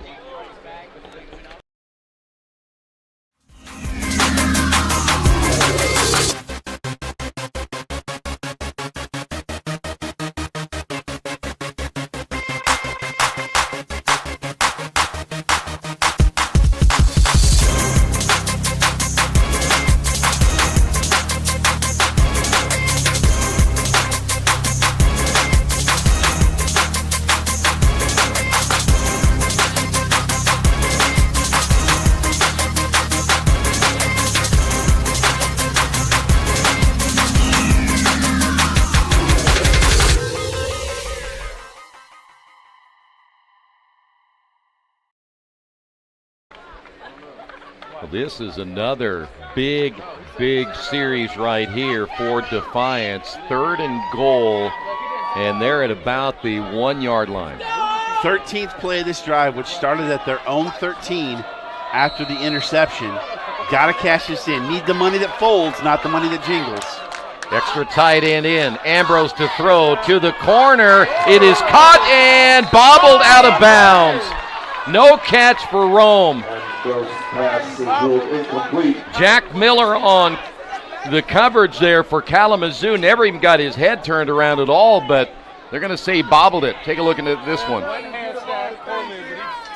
Oh, official right on top of it. Going for it. I got to be honest with you. I do not like that call. Yeah, I don't either. You have got Tyshawn Freeman. Use that young man. And now you've got one shot to get it in. And look at all the Kalamazoo players in the box. They're going to throw it again, and it's overthrown, and Kalamazoo stops him at the 1. Turnover on downs. I don't like to use terms like that. I hate those 2 calls. I just don't. Why do you do that when you've got Tyshawn Freeman? I don't understand that. Running it once, okay, but doing it back to back? Yeah. Wow. Well, we'll see. Later on, it may cost him. We'll put a little asterisk next to that play right there. The last 2 calls there for Defiance. So 14 plays, 86 yards, and you turn it over on downs. Yeah, it's crazy. At the 1. So Nichols will bring the offense back out from the 1-yard line. They need some room here, and just getting it back to the line of scrimmage was Brunette. That's 2 turnovers you've gotten. Brunette, the ball Gift carrier, wrap from Kalamazoo. One in Justin their territory, Taviello. and one you drove all the way to the 1-yard line, and you couldn't cash in on either one. Gain of 1, a 2nd down and 9 for the Hornets. And they look back at that and change their game plan for next week if they're in that situation again. So it'll be 2nd down. They're actually going to give him a yard on that last carry. He's going to get another call here, and I'm not sure he got back to the 2-yard line this time. There's just not a whole lot of running room there. Yeah, I think there's a little reticence to giving Nichols the football to throw because his last 2 throws have been intercepted. Yeah. He's made poor decisions. You're back up against the wall. You've got to give your opponent some room here, or it's Katie bar the doors on that punt block team for Defiance. So Kalamazoo making their changes. 3rd down and 9. They will say that was a loss back to the 1-yard line. Well, in case you're curious, Katie works in the athletic department for Defiance. Oh, good. So that's why she's that's going why to bar the bars door? the doors. Yeah. Very good. All right, Nichols rolling to his left. Fires to the sideline, and it's behind his receiver, incomplete. And guess what? Kalamazoo 3 and out. And they're going to have to punt the football away. Well, you risk a lot of things on a play like that with the rollout. 1, stepping out of bounds, a la Dan Orlovsky with the Lions. 2, if there's a holding penalty in the end zone, it's a safety. Yeah. And that didn't give him much room, and boy, this punt's going to be interesting. Rolling back deep for the Yellow Jackets. 3rd to punt for the Hornets. Deshaun Meeks was the intended receiver on that last play. And if I am Defiance, and it looks like they might bring everybody on this one. Oh, you pull one guy back and you bring the house. And the punter can't step backwards either. It's a safety. Nope. We got a timeout. The Hornets are going to talk about it. 10-7 Defiance.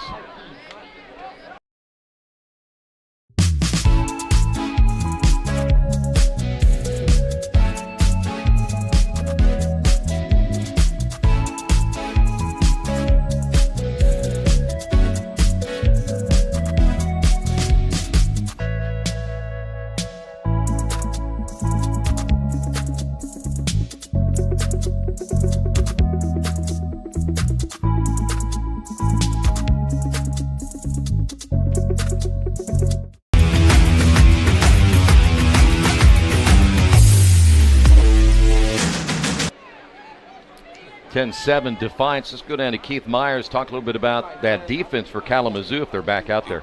Defensive coordinator were talking to the guys, and they were just winded. They were getting in the water. They're on their knees. Maybe a little bit of hands on their knees because now they have to go right back out. It is 80 degrees. It is hot out here. Very long drive. Now they have to come back on and play defense. Yeah, 14-play drive for Defiance. And then 3 and out for Kalamazoo, and a Shankopotamus over there. Yeah, it goes out of bounds at the 29-yard line. And they're going to move it up actually to the 27. So not a great punt, but he had to get out of there quick because he saw the pressure coming. Yeah, you look at the last 2 drives. You start at the Kalamazoo 20, you turn it over on downs. You started at your own 13 and drive all the way to the 1, and you turn it over on downs. You have got to get points on this drive. Well, the way they played lately, you would think that they would have more than a 3-point lead. It should be at least a 6 to 10 point lead for Defiance right now. So here come the Yellow Jackets offense. Football placed at the 27-yard line. Freeman in the backfield. Tight end Recker. Lead blocker now, and there he is. Freeman all the way down to the 21, maybe 20-yard line. That would have been more than one. Huh? Yeah, it would have. And his helmet stayed on. It did. Positive there, too. So it'll be second down at about 4.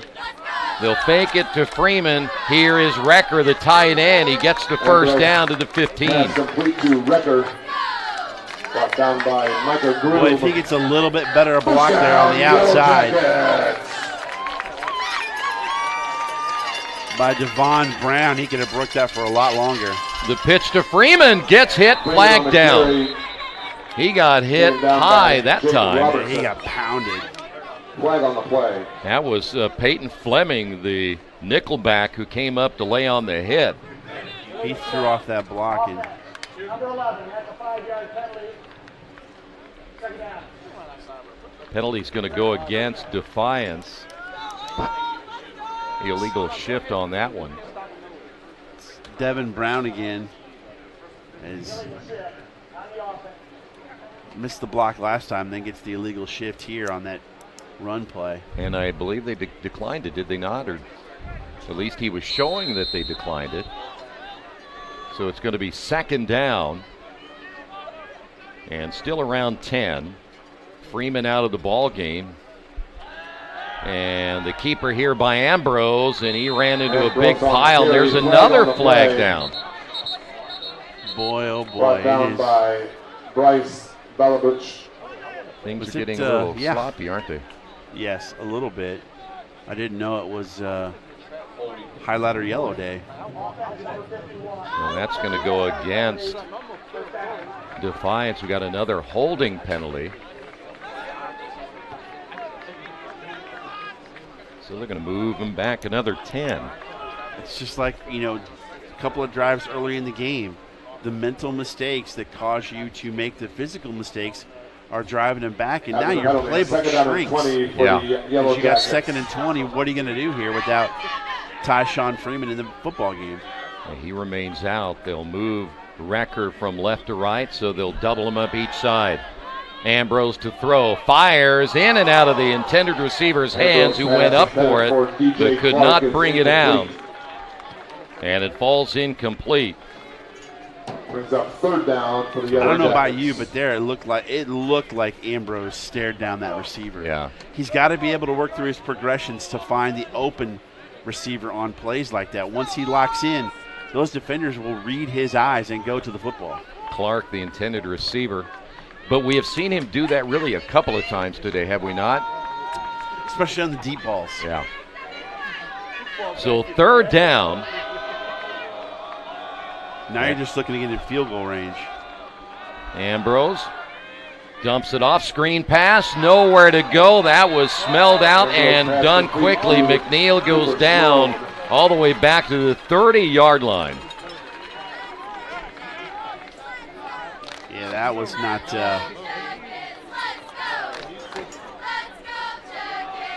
executed very well, and it looks like they're going to – I wonder if they make quick ticket here. Who knows? We'll see. Maybe they're just going to go ahead and go for it. Fourth down and 21 for the Yellow So they're not going to try to pin unless, as you alluded to, they'll quick kick this one. Try to pin them back. Well, now it's going to be record going back. They'll just pooch this one as this will head toward the sideline. Ooh, nice. And where will they place it? Out at the 10-yard line. So really for the second straight time, Kalamazoo very deep in their own territory. Let's take another look at our telemetry sports replay. As you get a look at the play down the middle of the field that was caught. Now, he didn't reach the speeds that we have seen, but that was a great catch. That wasn't Keith Myers level speed, but no. It was pretty good. Thanks again to Telemetry Sports for being a part of the broadcast here today. First down and 10. It's really hard to believe that Kalamazoo has done absolutely nothing since that first touchdown play. Yeah, they have been very stagnant on offense. Handoff, and they just really can't even get that running game going effectively as Riley makes the carry. Taken down by Castro. And it's not like they have been a really strong running team in those first two games either. Yeah, it's almost as if the second drive you had the 3 and out, but after that was the block punt. It's almost like it stole their soul. The block punt did, and they haven't done anything since then except throw picks. Yeah, exactly. Here's Nichols again. They'll try to run it over the left side, and once again, there's just not much there for Riley. And it's going to be a quick third down now for Kalamazoo. Big number 0 in there, Rigo Villa, stuffing up that line of scrimmage and letting the linebackers and safeties come down and make tackles. Brought down by Braden. So now third down and 7. It's a third down and 7 for the Hornets. Nickelback is in. Yep, we'll see what he dials up here as Nichols to throw. Short throw, and he bounced it in front of his intended receiver. Incomplete. That's Jonas Spates. And it's quickly fourth down. 2 straight times, 3 and out right here for Kalamazoo. And he was wide open. He was. He's got to get him the ball. Yeah, I don't know if Nichols has lost all his confidence, but wow. Yeah, he was well short. Yeah, you look at his body language on the sideline, and he looks a little defeated right now. But at the same time, like, they're not hurting. They're down 3 points. Even with all those mistakes, Defiance hasn't been able to take advantage of them and put more points on the scoreboard. Exactly. So the punter's going to keep it, but a flag is down. He'll get the first down and then knocked out of bounds on the sideline. There's another flag. So we have 2 flags down. Nice job on the fake punt by Ian Burr. Let's see what the first one is, because we know what the second one is. I wonder if it's going to be an illegal shift or... Well, I'll tell you what, we've had a ton of flags here in the first half. We have. First one's on Kalamazoo. It's offsetting. There is your referee, Greg Santilli. Talking to Bill Nickel. Keith Myers is down there in the bunch someplace. I think he's the guy with, no, that's one of the Defiance players. I thought that was him with the long hair. Look for the glare. Okay. So now they got to discuss and certainly sort things out. And We'll get official word. You take care of that by wearing your hat all the time. I do. Nobody can know if I'm bald or not. I could have it twirled up on top. You could. What do they call it? The beehive? The old-time beehive? Bouffant? Thought that was a dish. Dead ball, personal foul, number 8. Okay, now, wait a minute. He said defense, but he pointed towards the offense. Yeah, he pointed the wrong way. So both those penalties were against Defiance. He just pointed the wrong way on the first one. So how about a big turn of events there? You not only get the fake punt, but then 2 penalties. You're in good shape now. Now, here's my question to you or to Keith. Okay. The official scoring, this is continuation of that same drive. Yes. Correct? It is. Yeah. Okay. Sean, you're exactly right, because it was 4th down and they went for the punt and they made it successful. So this is the continuation of that drive. Put the football at the 43-yard line here for Nichols. Fakes the handoff, and he's going to get swarmed under and sacked. C.J. Vance, one of the first ones there. Christopher Vance. First sack of the game for Defiance, and couldn't come in a better time after that fake punt. You know, Richard Pope was in there, number 42. He's a junior at 6'1", 250. Defiance is pushing the Kalamazoo offensive line backwards.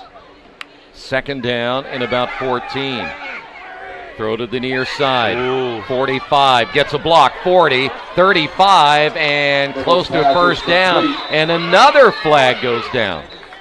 That's between 13 and 10. 16 of Kalamazoo and 13 of Defiance. We'll see who that's going to be on. Connor Bell, the freshman out of Westland, Michigan, 190 pounds. And Jonas Spates, I believe, for Kalamazoo. Got in a little mix-up.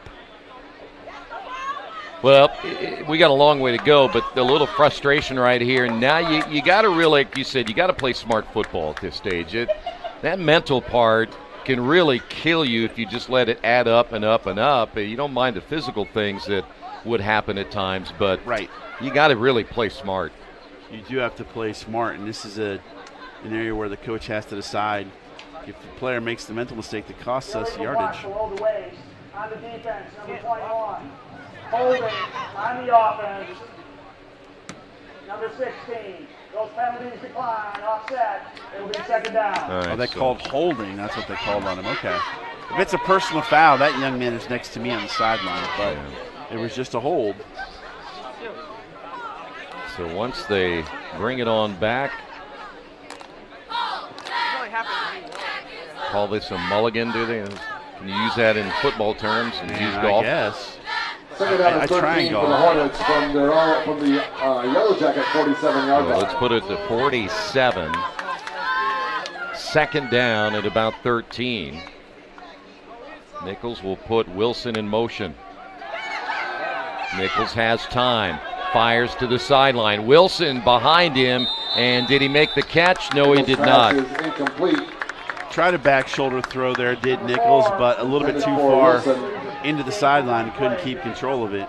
You didn't see the golf clubs in the back of my car? I was hoping to get a quick 9 in after we're done here. Oh, okay. Yeah. Is that what I was laying on back there? Yeah. It wasn't very comfortable. And by the way, your car's not very clean either, so. Thank you, Rebecca. I expect better conditions next time. That's not my car. Oh, okay. Okay. Yeah.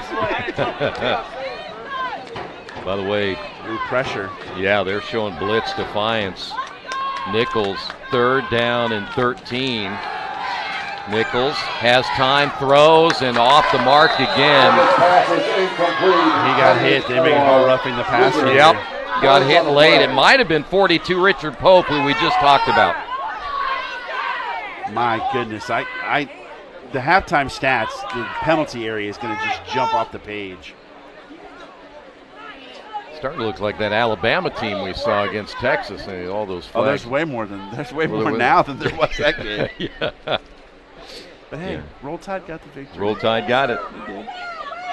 It's all that matters in the end, as long as you got one more point, right? That's all that matters. So let's see what Greg Santilli has to say. Roughing the passer, defense, number 42. That's a 15-yard from the previous spot. Automatic first down. Hey, how did Wyoming do against Illinois, by the way? They lost. Okay. But they came back and they beat Air Force last night. There you go. I think it was like 17-14. You don't go 7,220 feet and beat the Pokes up there. See if we can find some other scores here. Halftime at Mount St. Joseph. The Lions lead Hope College 19-14. Hope you look for that Michigan-UConn score at some point. Heartland Conference. Well, can't we throw a Big Ten game in there at all? You got to play a decent opponent for that. First down and 10 now for Kalamazoo. Fake the handoff. Nichols flushed out of the pocket, throws it, and a wobbly pass, not even close. Coming back. Wow, another flag. And Taylor is beside himself. Yeah, that's Lance Taylor. Flag happy today. Here's another flag down. Away from, right after that, you get a flag down here. That may go against Defiance. They might have been talking a little bit too much. We'll be lucky to get this first half done by dinner. The route we're going. Well, aren't we going to a steakhouse? Isn't that what we're planning? I think so. I think there's like a real fancy one on just off campus here. Yeah, I'm looking forward. Holding, there you see it. That's a 10-yard penalty from the previous spot, followed by a dead ball. Unsportsmanlike conduct, number 2. That's a 15-yard penalty, first down. So was that number? A holding on Kalamazoo, then the dead ball and sportsmanlike. If that's on 2, Coltrane, that would be a second one. I agree. Does that rule count in D3? Because I know it does in D1. You get multiple and sportsmanlike, you got to sit. Might have to find out from Keith Myers. But there again, you have the ability to get the penalty against Kalamazoo, but then you do something silly like that. So they mark off the 10 back, and now back they're going to mark off the 15. This is really just an exercise for the umpire to get a couple more. Get steps in. That's right. Yeah.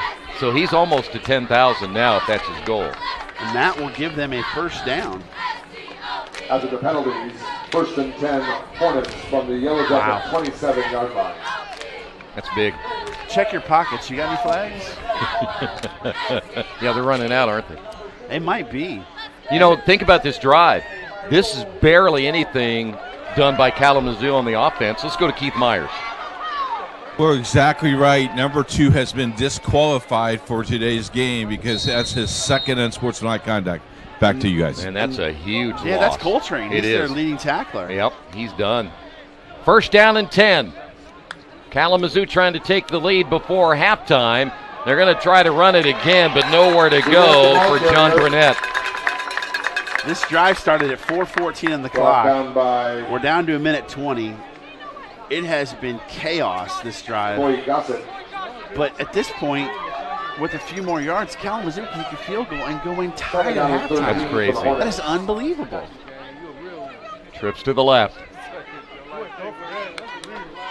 Nichols again to throw. Looking left over the middle. Ball caught inside the 25 and brought down.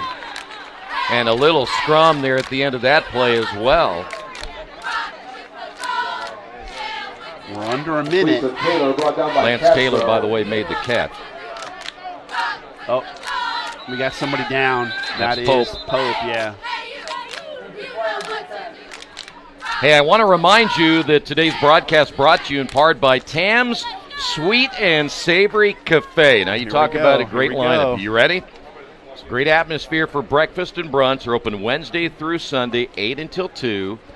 Tam and her staff waiting to serve you and your family. Now, hold on.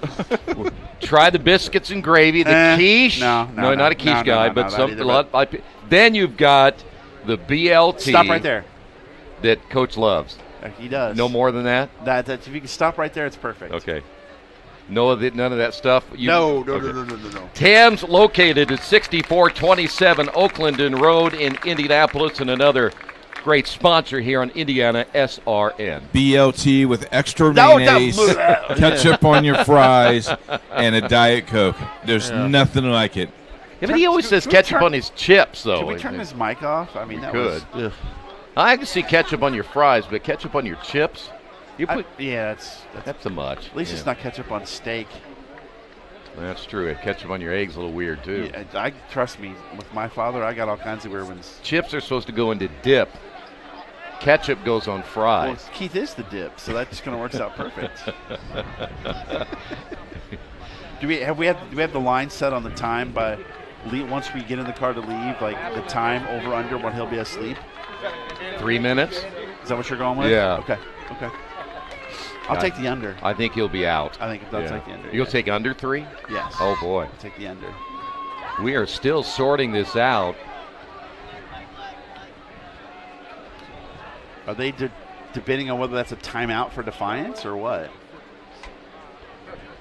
Well, I'm hoping that Greg Santilli will explain. Here we go. Clock operator, previous play and held it off, resulting in a 10-second runoff. So he said an automatic 10-second runoff. For what? Sure. The defensive player was the one. All right, let's go back to Keith Myers. He's downstairs.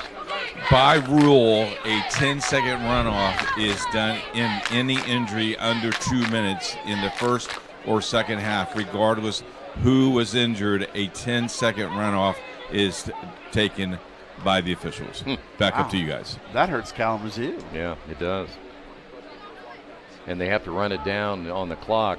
You see it to our right. They didn't have a reset button. And wait a minute. It's 29.9 now. Oh my God! Uh-oh. Now there's no runoff. Now how's he going to reset that? He ran it down. Can he run it up? Nope. He's going to 40 seconds. They're going to put it back to 40. Question is, there he goes. Clock operator, good job. Longest 4-minute drive ever. Yeah. Got plenty of rest. All right. 3rd down and 4. Trips to the near side. One setback now for your quarterback Nichols. Throws over the middle. Ball caught. Stretches out to the 15. That will be Taylor once again. And quick hurry-up offense. And they'll just spike it. Man, I believe that one player did not get off the field in time for Defiance when they tried to make the change. Flag on the play. Yeah, and Coach Nickel is not happy about it. Charge timeout, Defiance. They got the timeout before the flag. Oh, close. We got a timeout, 10-7. Defiance with the lead. We're going to keep it right here and talk about halftime. Keith Myers has the complete rundown of what's coming up. Am I right? At halftime, we have the athletic director of Defiance with us, also the head baseball coach. I'm going to talk a little bit about Defiance, talk about the road trip up here. It was beautiful here in Defiance, and the greeting we had, it was pretty nice to have the great greeting. A lot of people excited about having IndianaSRN covering the Heartland Conference again. A lot of buzz about what we do, and that's pretty exciting. Buzz, get it? Also, October 1st is our first Heartland Conference game. Write that down at 1:30, October 1st. Cannot wait. Does that mean the cookies are coming back? The cookies are coming back. Wow. Players love that. Player of the week. There you go. So after the timeout, it'll be 1st and 10 now for Kalamazoo. Nichols will reset Taylor to the right, throw back to the left, and a big-time hit. He read it well. That was Justin Caballero, the will linebacker, to make the stop. Senior from Riverview, Florida, East Bay High School, did a fantastic job of reading that play. Brings up 3rd Boy, down. he timed that perfectly. Look at, he just read that. Big-time hit. Another timeout. You know, Kalamazoo, they got, when you look at their offense in this drive, and I said a little bit ago, I would love to know from the time they started the drive to now, how many actual yards that they produced on offense. From plays? From plays. Not penalties, but from plays itself. That would be interesting to know, yes. Because it's not a lot. No. Well, that's Kalamazoo's last timeout. It's second down. So now if you're going to throw the football, you've got to either throw it into the end zone or near the sidelines. Is that enough time to run a play and get up and clock it to kick the field goal? Because then it will be third. You'd have to hurry. Yeah. We'll see what they do. It would be tough. Trips to the near side. John Burnett back in. Nichols again. Trying to get him in the end zone before halftime. Here comes the rush. Loses the football, and stripping it was Richard Pope, who got his hand on it. Now they have to hurry as the clock begins to tick away. Quickly back to the line of scrimmage, and he'll spike it right there. And so you're talking about a very long field goal here by Ian Burr. Very long field goal. Man, oh man. If he makes this, it is going to be unbelievably incredible that Kalamazoo is going to run into that halftime locker room tied. Yeah. Nichols to hold. Yeah, it's a 49-yard field goal. Yep, 49. The holder is Nichols. The kick blocked. Ball loose and a scrum for it, and two big-time special teams plays for Defiance here in the first half. And you knew it was going to be a low line drive kick because he had to hit it from 49, and there was absolutely no way that he was going to be able to do much else. But what a block. And then, of course, that was all set up by Richard Pope coming in and stripping the football away. What a bizarre first half we have seen in this one. We got out to a fast start with a touchdown pass by Kalamazoo. Nichols getting the touchdown, and then after that, it was just nothing offensively for them. And on the other side, you look at Defiance, and they had chances to put more points on the board and didn't do it. Kalamazoo kind of has had a bend-don't-break defensive game so far where their offense has given Defiance a ton of field position, but they haven't let him in the end zone. Yeah. Except for that, the one play, but with all the mistakes they've made to only be down 3, I mean, you've got to be somewhat deflated if you're Defiance to have dominated that first half on the football field and only be up 3 points. Yeah, and then so many, again, oddities for Kalamazoo, like I just mentioned before we got to halftime. That drive, most of it was filled with penalties. It was very little done by Kalamazoo itself and their offense. They just can't get it going. And their passing game is almost non-existent. Non-existent, especially, and the crazy thing is, the first play, they come out and throw a 65-yard touchdown pass on a broken coverage, and you think, ooh, yeah, this could be interesting. I'm curious to see how much in the second half we see of Tajay. All right, fans, welcome on to the field. He's lost his helmet a couple of times. How much are they going to ride that horse, so to speak, or ride that train in the second half? Yeah, it will be. And by the way, when you talk about that touchdown pass, if you take away the mistake coverage by Defiance, they probably don't get that score either. No, not at all. It's so a lot of mistakes in the first half, and it's 10-7 here at halftime. Defiance trying to rebound after that loss last week to a very, very, very good Mount Union team. But right now, Kalamazoo unable to get their offense rolling after that first touchdown here in the first half. I think what we've got is a dogfight. I like that. We got a dog show and a dog fight. We had a buzz a little bit ago, and you've got a bee around you as well. Halftime score, Defiance 10, Kalamazoo 7. Here we go. It's been recording the whole time. My name is Hannah Hesterman, and I'm a freshman at Defiance College. How's it going? My name is Dwayne Kelly. My name is Derek. My name is Derek Lucas. My name is Danielle Van. My name's Ari Mahaffey.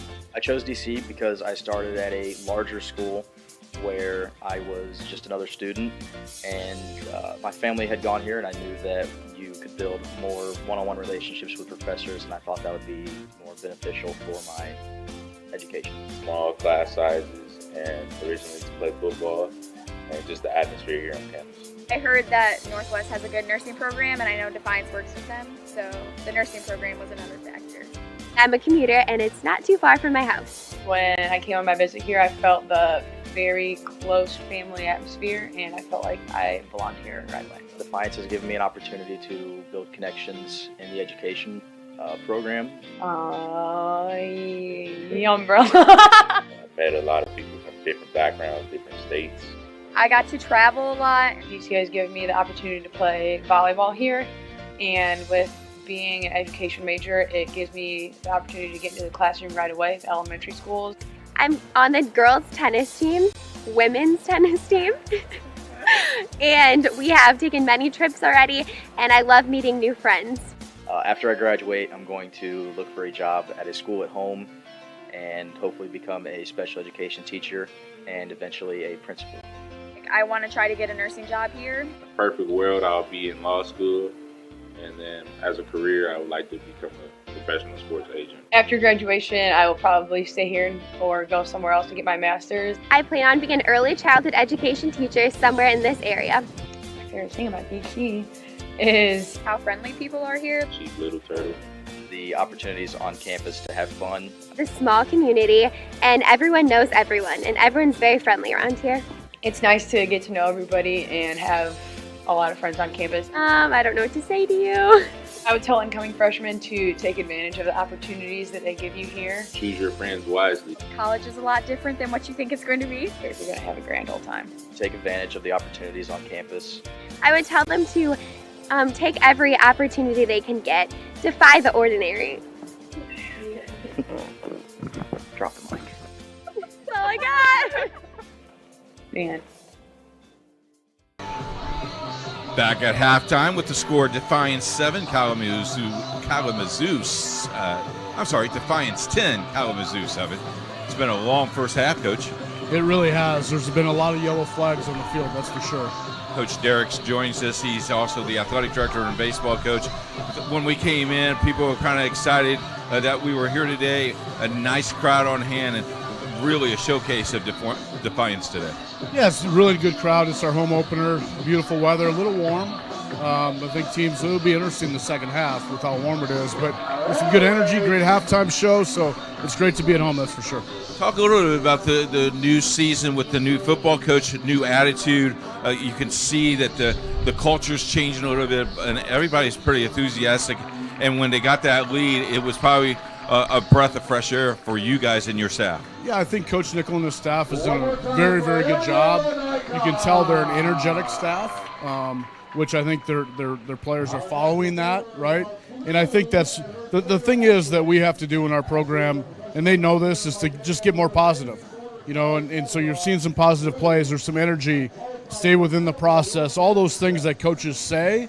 But Coach Nickel's done a really nice job, and he knows that we're not where we want to be, but it's a good foundation, I think. And I think today's a good test against a Kalamazoo team that's 2-0, but we're playing well, and hopefully the second half goes well. But again, I think the energy, the positive that's happening on the sideline is really good. Talk a little bit about the conference schedule. It begins in 2 weeks. It doesn't grow any rest to the weary of the conference because conference is pretty much wide open. I think it is, yeah. And I mean, for us, and if you talk to Coach Nickel, he'd probably say the same thing. For us, it's about Kalamazoo, then it's about next week, and then it's 1 week at a time, right? But we know that for us, we're not. I mean, yes, we want to think about a conference championship. For us, we just want to, win this next week and compete. But the Hanovers, the Rose-Hulmans, those teams are going to be at the top of the conference, and we hope to be there someday.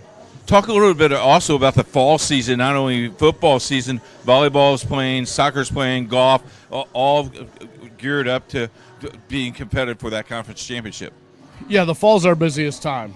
We got cross country, you've got volleyball, you've got men's and women's soccer, you've got men's and women's golf that's competing, obviously football, and I know almost every sport's competing, right? And so you come off the summer, but it's exciting too because the students obviously get back from a long summer. There's some stuff going on in the fall, which is really good to get student engagement. But it's a grind in the fall, and right now we're in non-conference play with most of our teams.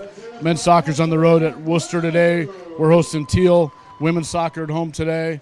Volleyball's played a bunch of non-conference, so we'll start rolling conference here pretty soon. IndianaSRN is broadcasting the conference championship this year on HCAC.TV. Talk a little bit about that and how all the athletic directors and all the SID people are just excited about that. Yeah, absolutely. You've done, I know I was at the baseball tournament last year. You guys did a great job, and doing that and giving our conference just some more publicity is awesome. I think it helps all the schools with recruiting, helps our conference regionally. So, and you guys do a great job.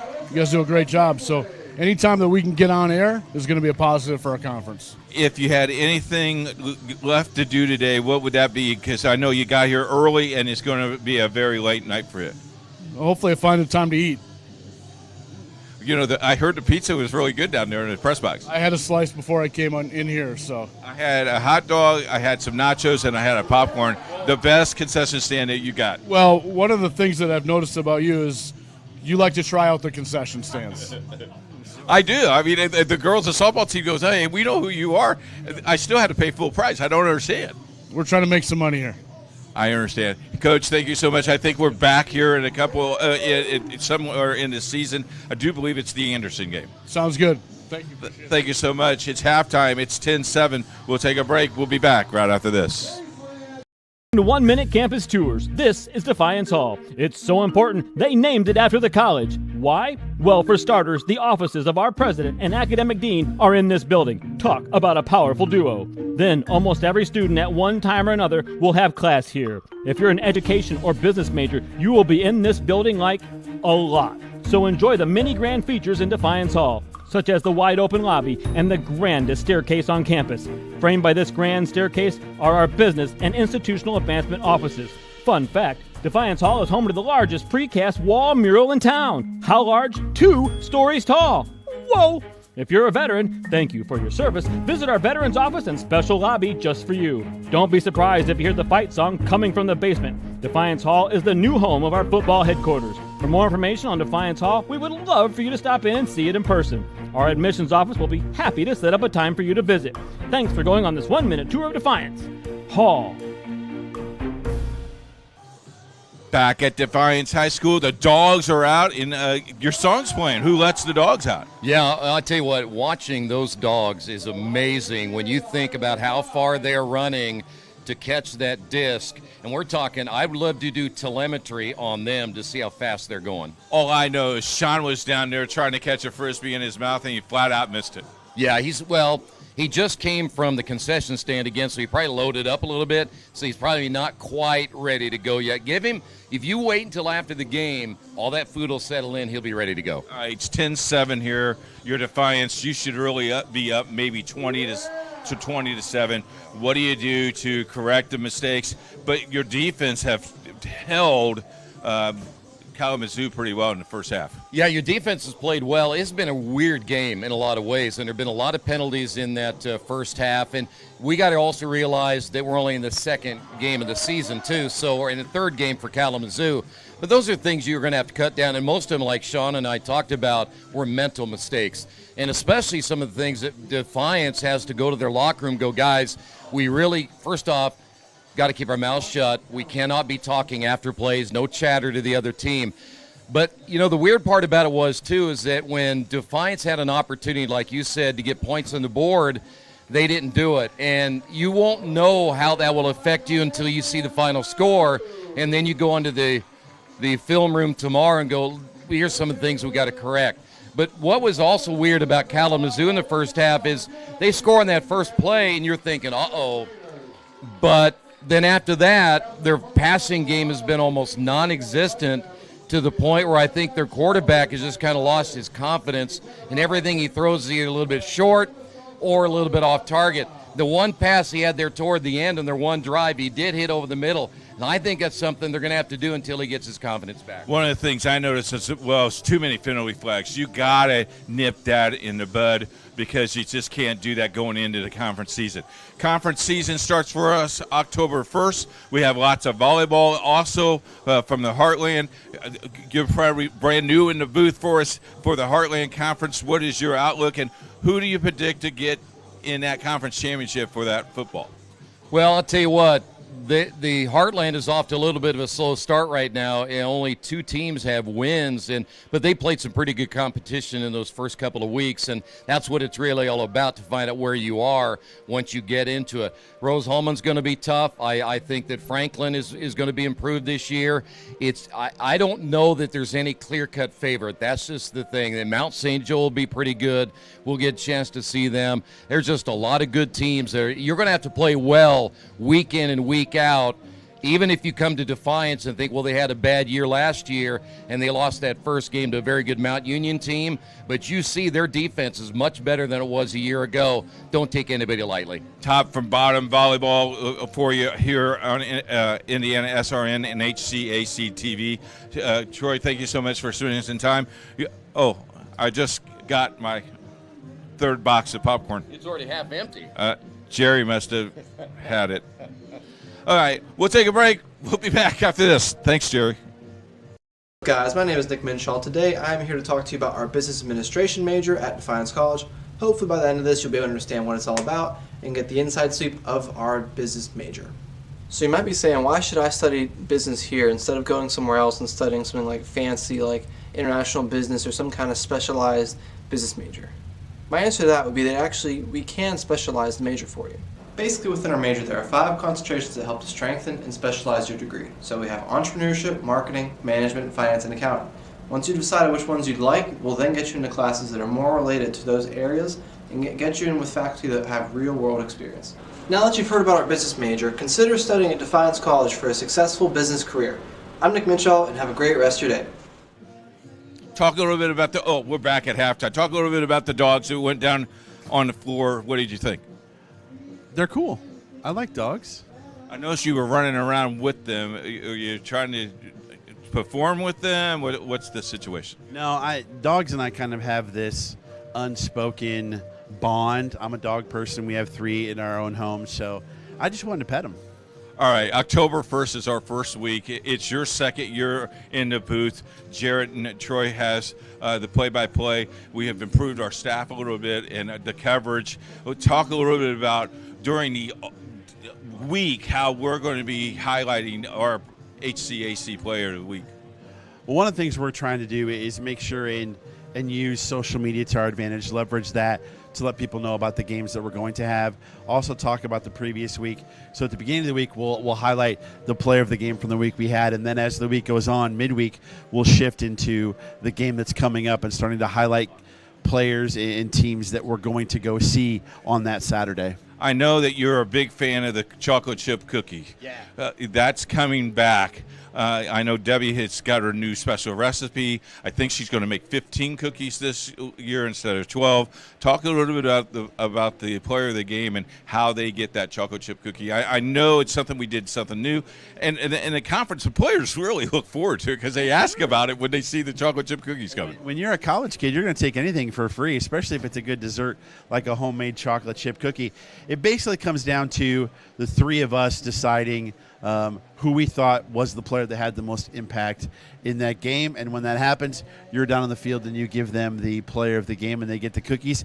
And if it's usually a quarterback or running back, they'll give it to the big guys up front for opening up the holes for them. But she may need to start making like 24, 36 the way it's popular as they are. Well, the one thing is I have to carry them, and I don't know if I can do that. You eat half of them probably by the time they get there. On our way trip, there's some long road trips we could do that. Our coverage begins October 1st. Look at some of the tweets coming out and all that stuff. It should be a lot of fun. It's a great marriage. We enjoy the Heartland Conference, and the shout-out to the commissioners have done a nice job of putting that package together. You know, Jay Jones, Stacy Ledoux have been fantastic in how they've treated us and, allowing us to come to places all over the place. Even before we even broadcast any games, we got to go visit most of the schools to see how the setup was going to be. We've done some tournaments, and it's just been nothing but A-plus character people in every facet that we've met through this conference. It's time to shout out our producer today, the wizard Jerry Collins, and our 2 camera guys, Justin and Nick. They've done a great job. We're going to come back with a second half with the score being 10-7. We'll be back right after this.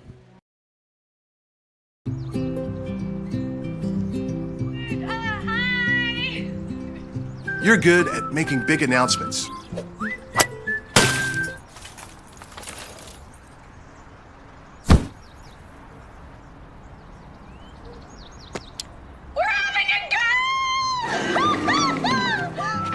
we're good at your insurance. Start with Indiana Farm Bureau Insurance, online, over the phone, or in person, and stop knocking on wood. We encourage you to follow us on Twitter at IndianaSRN. Find upcoming games, video highlights, and much more. Follow us now at IndianaSRN. We encourage you to follow us on Twitter at IndianaSRN. Find upcoming games, video highlights, and much more. Follow us now at IndianaSRN.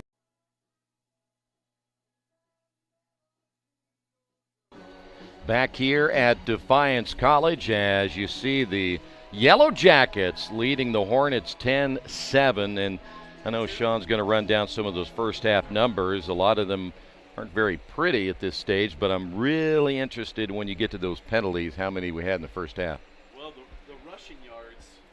Well, the rushing yards definitely favor Defiance. 24 rushes for 174 yards. Kalamazoo only has 74 yards rushing. Passing yards, net passing yards, 78 for Defiance, 51 for Kalamazoo. Only 125 yards total for Kalamazoo, 65 which came on that very first pass play. And time of possession really dominated by Defiance in this first half. And there might be a typo because the penalties aren't. 2 each. Yeah, we had 2 in the one fight in in that one last play. drive. I think we did, but that's okay. A lot of stuff going on. It's going to be interesting. Diesler and Freeman have both done a great job so far. We'll see. It's going to be a battle of who makes the least amount of mistakes. All right, Keith Myers, you have some information for us, I believe. Well, fellas, if you look at the penalties, 2 penalties charged to Kalamazoo for 15 yards, 2 penalties charged for 30 yards, but we had a lot more flags to them. They were declined. That's why that number is as low as it is. But, wow, penalty yards is huge, and I'm surprised no turnovers in that first half. Back up to you. No, that's not true because we had 2 interceptions. So we got to figure out,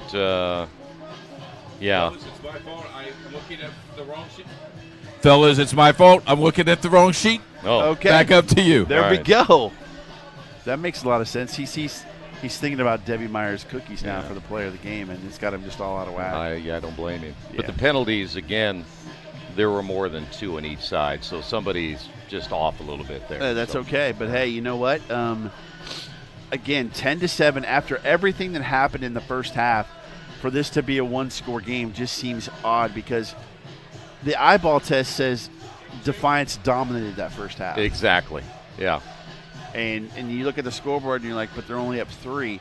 So I think both coaches at halftime had to make sure and preach about ball safety and being smart and not making dumb penalties to help you to make the plays you need to win. This is anybody's football game.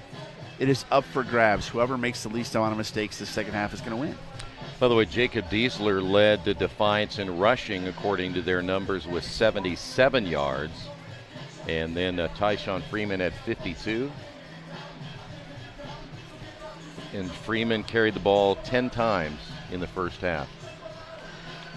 And Kalamazoo gets the ball to start the second half. So imagine what kind of momentum it would have been had they been able to score there at the end of the first half. Well, Kalamazoo, again, as you mentioned, we'll get the football. What adjustments. We went by the locker room. We did. Or Kalamazoo and their coaching staff. They were out there a long time. A long time. So I'll be curious to see what adjustments they will be or have made here as we get ready for the second half. And let's not forget, a big key is the fact that Defiance's leading tackler and middle linebacker, Thomas Coltrane, is out the rest of the game for 2 unsportsmanlike conduct penalties. That's right. So how much will that play into this one here in the second half? Get a good look at the Warren Central product. Teeing the ball up at the 35-yard line, but we don't have a football again. He's waiting for the football. The guy on the side That still judge has it right there. Yeah, he's not going to give it to him.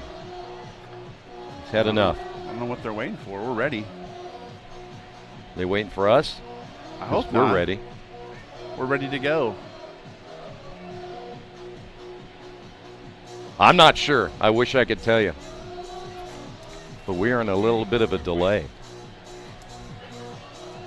I know the coach of Defiance was over there talking to the one official, but by the way, Greg Santilli's all the way down in the end zone, and I think he says he's ready. Oh, I see what it is. What? The camera shot in the end zone right behind the goalpost.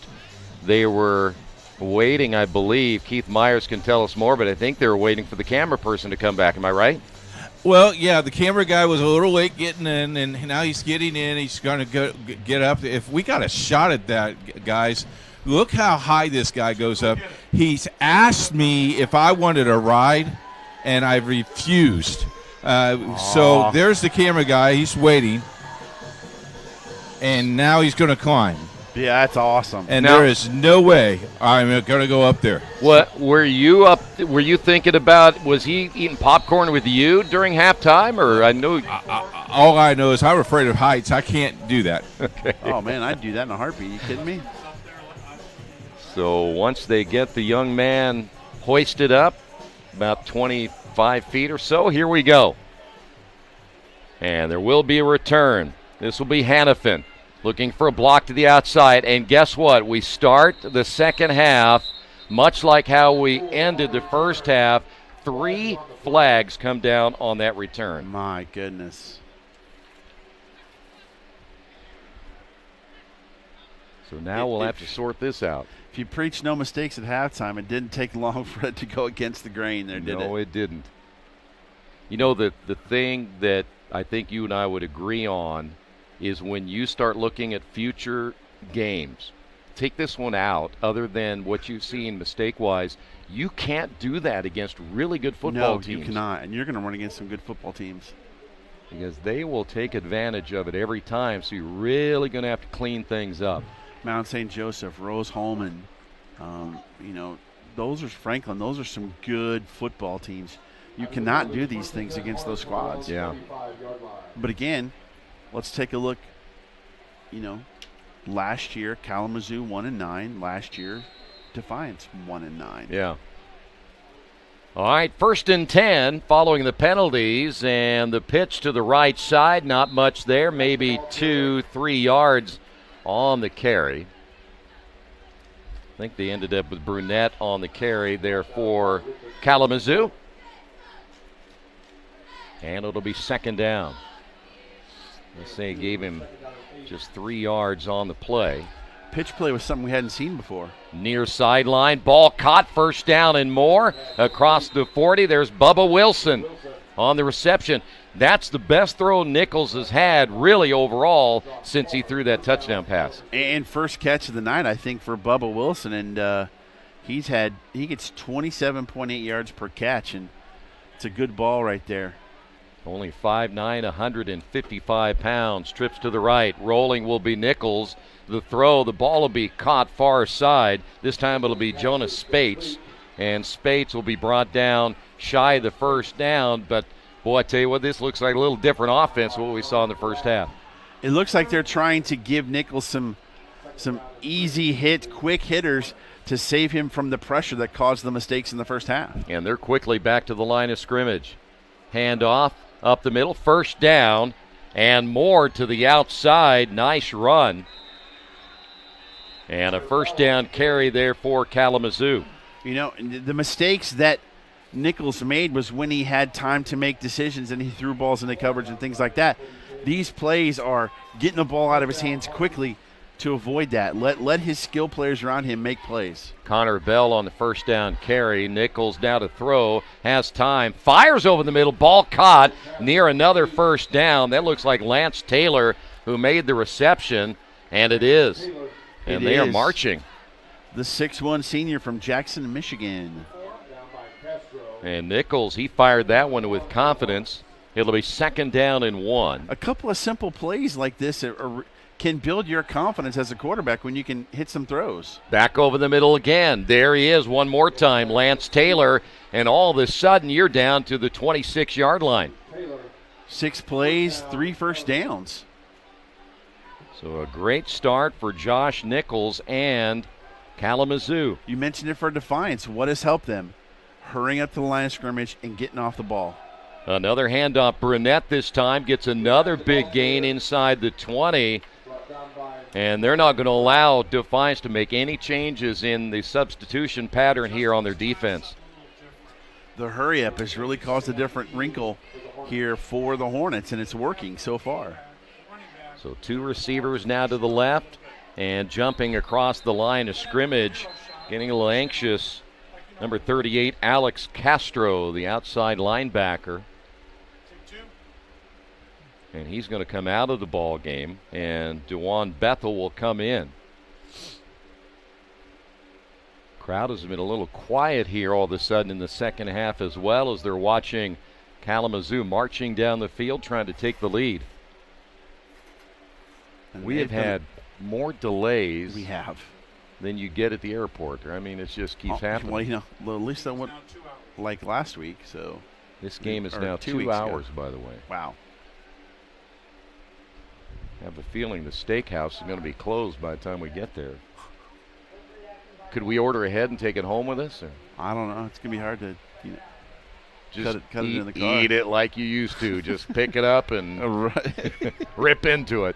Hey, at least it's not a knock on wood 3-hour lightning delay. Thank you. Okay, keep an eye on the sky. So now the penalty marked off. It took him a while to get it marked off. It'll be first down. Put the football at the 14 or 13-yard line, closer to the 13. Nichols looks to throw to the end zone and overthrows his intended receiver, Jonas Spates. That's his one throw this drive that has not been on target.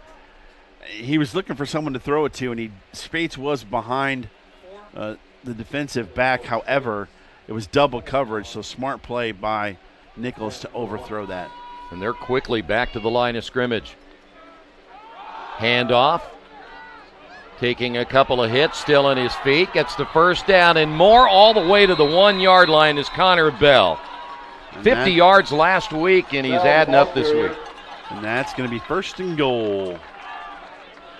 This is a very impressive drive put together by Kalamazoo to begin the third. It's a night and day from the first half. Burnett will come in as the lone setback. And they'll fake the handoff, throw over the middle, and dropped in the end zone. Oh my goodness. Had a chance to make the catch and the go-ahead score, and he couldn't haul it in. That was Nate Clark, a sophomore out of Lowell, Michigan. For Nate Clark. Second down and goal for the Hornets. Now, last time we saw Defiance down here in this area, they tried those 2 corner shots and missed them both. They did. So now it'll be second down and goal. Handoff, trying to bounce to the outside. Second effort, nothing there for Burnett. He's not going to get to the end zone. Third down. Back down at the 1-yard line, so now here you got third and goal. Here's my question. It doesn't get in the end zone on this play. Are you going for it if you're the Kalamazoo coach? I would. At this stage, why not, right? I mean, you're going to pin Defiance back. I'd give it a shot. So let's see what they'll do. Here's Bell back in. Will he get the call again? 2 receivers to the right, 2 to the left. That'll be a man in motion. They'll look to throw. Has plenty of time. Heading toward the end zone. Touchdown run by Josh Nichols from 1 yard out, and Kalamazoo takes the lead here in the third. Great play there by Nichols. Notice the coverage. Again, in such a compact area, it's hard for you to get open and get into space. But once he saw that he wasn't going to be able to find the receivers open, did the smart play and ran right to the pylon, gave himself as much space as he can, and got inside the pylon, and 6 points on the scoreboard. Ian Burr to attempt the extra point. Good snap. The kick is on the way. It is good. Kalamazoo, impressive drive. They take the lead 14-10. Kalamazoo 14. Your hauling or moving project has arrived, and College Hunks Hauling, Junk, and Moving has you covered. Honest.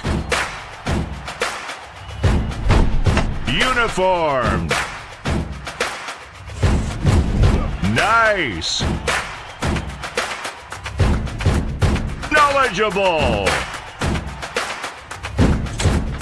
Service. College Hunks Hauling, Junk, and Moving. Can't get to a computer? Then we've got you covered. Just go to the IndianaSRN app and stay up to date with all of your favorite teams.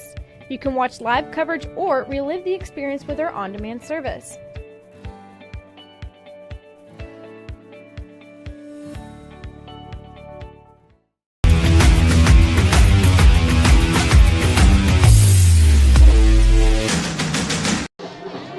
Shauna was observing the Defiance defensive unit. They look a little tired right now after that first impressive opening drive of the second half.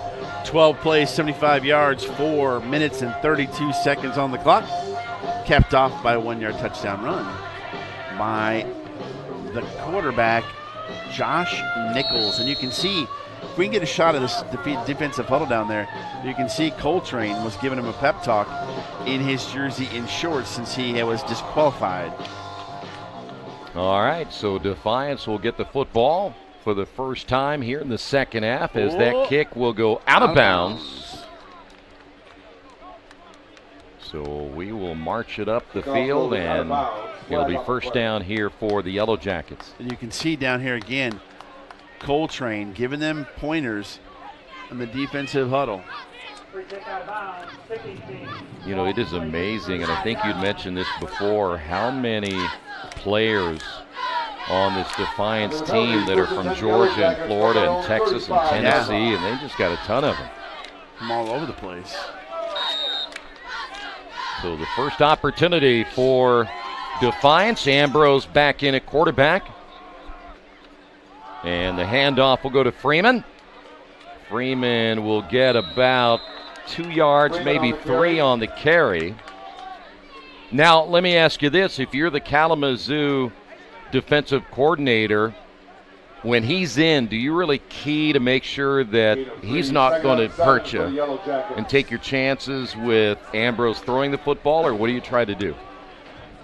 I believe if you're Kalamazoo, you understand this, that if he gets through that first wave, the chances of him and this is not a knock on Freeman, the chances of him outrunning your secondary are slim.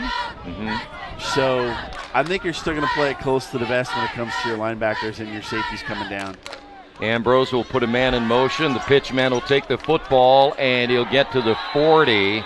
Just a couple of yards there by Rome. And let's go back down to Keith Myers.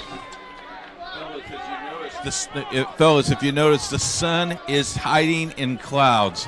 This is good for Defiance. They need that cloud cover. Maybe a big factor coming into the third quarter. Yeah, it's good news for us, too. Yes, 100%. Sun was coming in here in the press box earlier today in a very warm day, but we had a little bit of a breeze. You were putting on sunscreen in the booth. I didn't know what was going on. I'm very sensitive. It'll be third down. Ambrose to throw, has plenty of time. Now the pressure comes, launches it toward the sideline, and Freeman can't haul it in. Otherwise, he had a first down and more, and Defiance will have to punt it away here on fourth down. And that's not the way you want to start it with a 3-and-out. I think they only had one drive in the first half that went 3 plays, but that was a turnover on downs after a turnover. So that's their shortest drive of the afternoon so far. Number 85, Manny Gutierrez in to punt it away now for Defiance. Bubba Wilson will be deep, standing inside his own 25-yard line, anticipating a return here for the Hornets. Is it bad that I desperately want to say, run, Bubba, run? No, I don't think so. Bubba's going to run. He's going to get stopped quickly, though. Might even lose a yard there. So good special teams play by Defiance. Well, Kalamazoo sent the house for that punt, didn't get it. Weren't as many in coverage down there, and Bubba should have just fair caught that. So a very impressive drive for Kalamazoo in their first possession. Let's see if they use that same game plan. Quick to the offensive line, get them up there, get the guys in place, and let's go. It would not surprise me at all to see them stick with the no-huddle, up-tempo offense. So first down and 10, trips to the near side, hash mark to the right. They'll run it with Brunette. Brunette finds some nice running room over that right side as he gets near the 35-yard line. And they're right back at the line of scrimmage. And a player down now for Defiance. You gotta wonder if it's... That might be a cramp on him. With the heat and everything. Jalen Red is the player down, the free safety, the junior, so they're going to check him out and see if he is okay. I want to remind you today's game brought to you in part by Pat Cherry Insurance. Their staff will provide you over 40 years of trusted expertise and knowledge to help protect your assets. Visit them today. If you need more information, give them a call at 317-894-7000. You can also email them at pat@cherryinsuranceagency.com. So Pat Cherry Insurance, another proud sponsor here in IndianaSRN. Boy, your Wolverines really squeezed one out today. Well, we only 59-0. We only play the best. So right. That was a tough, hard-fought contest for the first couple of minutes. So second down. They'll fake the handoff. Nichols to throw, sideline, and intended for Bubba Wilson, but a little bit too hard on that one, so it falls incomplete. He was open, just didn't hit the receiver, and now you've got a third down play, but it's 30 and short. Now, we should mention that Nichols coming in, his pass completion percentage in the first two games was only 53%. So he did struggle just a little bit in those first two games. Big third down, quick pass over the middle, first down and more. Nichols pass is complete to Piercy. So a nice play over the middle as it'll be first down for Kalamazoo. Number 9 there, Noah Piercy out of Brighton, Michigan, makes the catch. Piercy and Taylor seem to be his go-tos when they need short yards. Just right across the line of scrimmage in the flat right there. See the Hornets. Open space. Yeah, Hornets will make the transition to trips to the left. And to throw Nichols. This time he's going to get pressured and goes down for the sack. Got to get rid of that football. Try to live for another day if you can. It's going to be second down and about 15. Great push by Richard Pope, who was taking on Connor Henney at left tackle. Got a great first move and really kind of disrupted the entire pass protection on that play. Trips left once again. Nichols to throw. This time gets rid of it and caught after it was bobbled and then finally brought down. That one nearly came out of the hands of his intended receiver, but nice job keeping that one on target. Boy, once again, it's one of those things. You can't run with it till you snag it. Yeah, Deshaun Meeks, by the way, the one receiving the football. You have to secure the football first. Third down, handoff, and that will be Connor Bell again, and I think he got the first down. That young man has really run the ball well when he's been in the ball game. Did a great job breaking through the tackle on that play because he was wrapped up behind the first down marker but kept those legs turning and got the sticks moved. John Burnett back in as Connor Bell will sit down, and again Kalamazoo on the march here in the third. Trying to add to that 4-point lead. Nichols has time, throws to the far sideline. Ball will be caught, and near another first down is Jonas Spates. He was wide open on the sideline. Yeah, somebody lost him. He kind of came back a little bit. All the other receivers went deep, and the defenders went with him. He was open on the sideline, and now it's second and short. And you love these types of plays as an offense because you can run anything. Lance Taylor coming back in quickly. Kalamazoo goes to work. Getting flushed out of the pocket is Nichols. He'll take off himself, and he's going to get a first down. He almost got caught by Rigo Villa. Yeah, he seems to be a little bit slow getting up. Yeah, he is 6 foot 270. This is the second player that has gone down for Defiance on this series. As you take a look at the Hornets heading toward the sideline, they too might be getting a little bit gassed because, again, you don't huddle up, you go hurry up offense, and they've got to hurry up and get back up there too. Yeah, this is very taxing on a defense because you're in such, what's the word I'm looking for? The mindset and the physicality of being tense and trying to cover, and then it just hitting so fast you don't get that chance to catch your breath. If you're on the offensive end, you can dictate what's happening on the play. Yeah. So you know what it is you need to do, whereas everybody in the defense needs to be ready. So you can get gassed a lot quicker on defense than you can on offense. Hey, a reminder, today's game brought to you in part by Indiana Mulch and Stone. Since its inception in 1987, Indiana Mulch and Stone has been dedicated to providing the highest quality products to landscapers, businesses, and residents in central Indiana. And their first priority and foremost goal is to establish long-term relationships with their customers by offering exceptional service and the highest quality landscape products. And their philosophy has defined their success for the last 35 years and will continue for decades to follow. Contact them at indianamulch.com. I think that was a huge... First and 10 Hornets from the Yellow Jackets 30-yard line. Again, a statement by Coach Nickel to go out there personally to Villa to say, all right, big fella, let's go. Let's get this rolling. And we know you're hurting, but showing how much he cares. First down carry again by Connor Bell, and he might get back to the line of scrimmage. So it'll be second down and 10. Stopped by Tobias. We're going to actually move it back a yard, so they'll see lost one back to the 31. For the Hornets. 4 receivers now for Kalamazoo.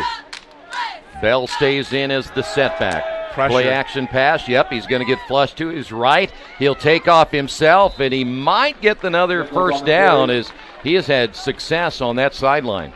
Yeah, Defiance brought the blitz on that one, and again, when there's that much pressure, you don't have a ton of time to make decisions, and we can already tell that Josh Nichols is making better decisions this second half.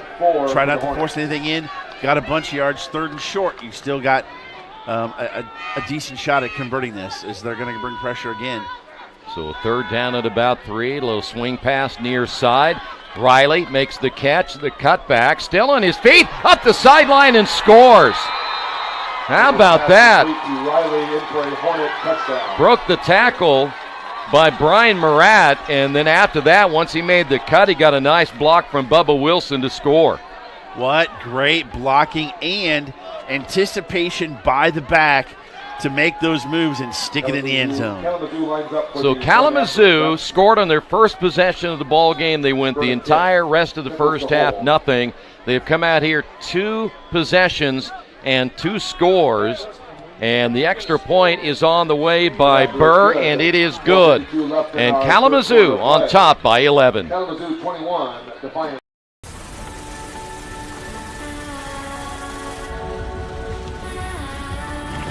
You're good at keeping the car clean.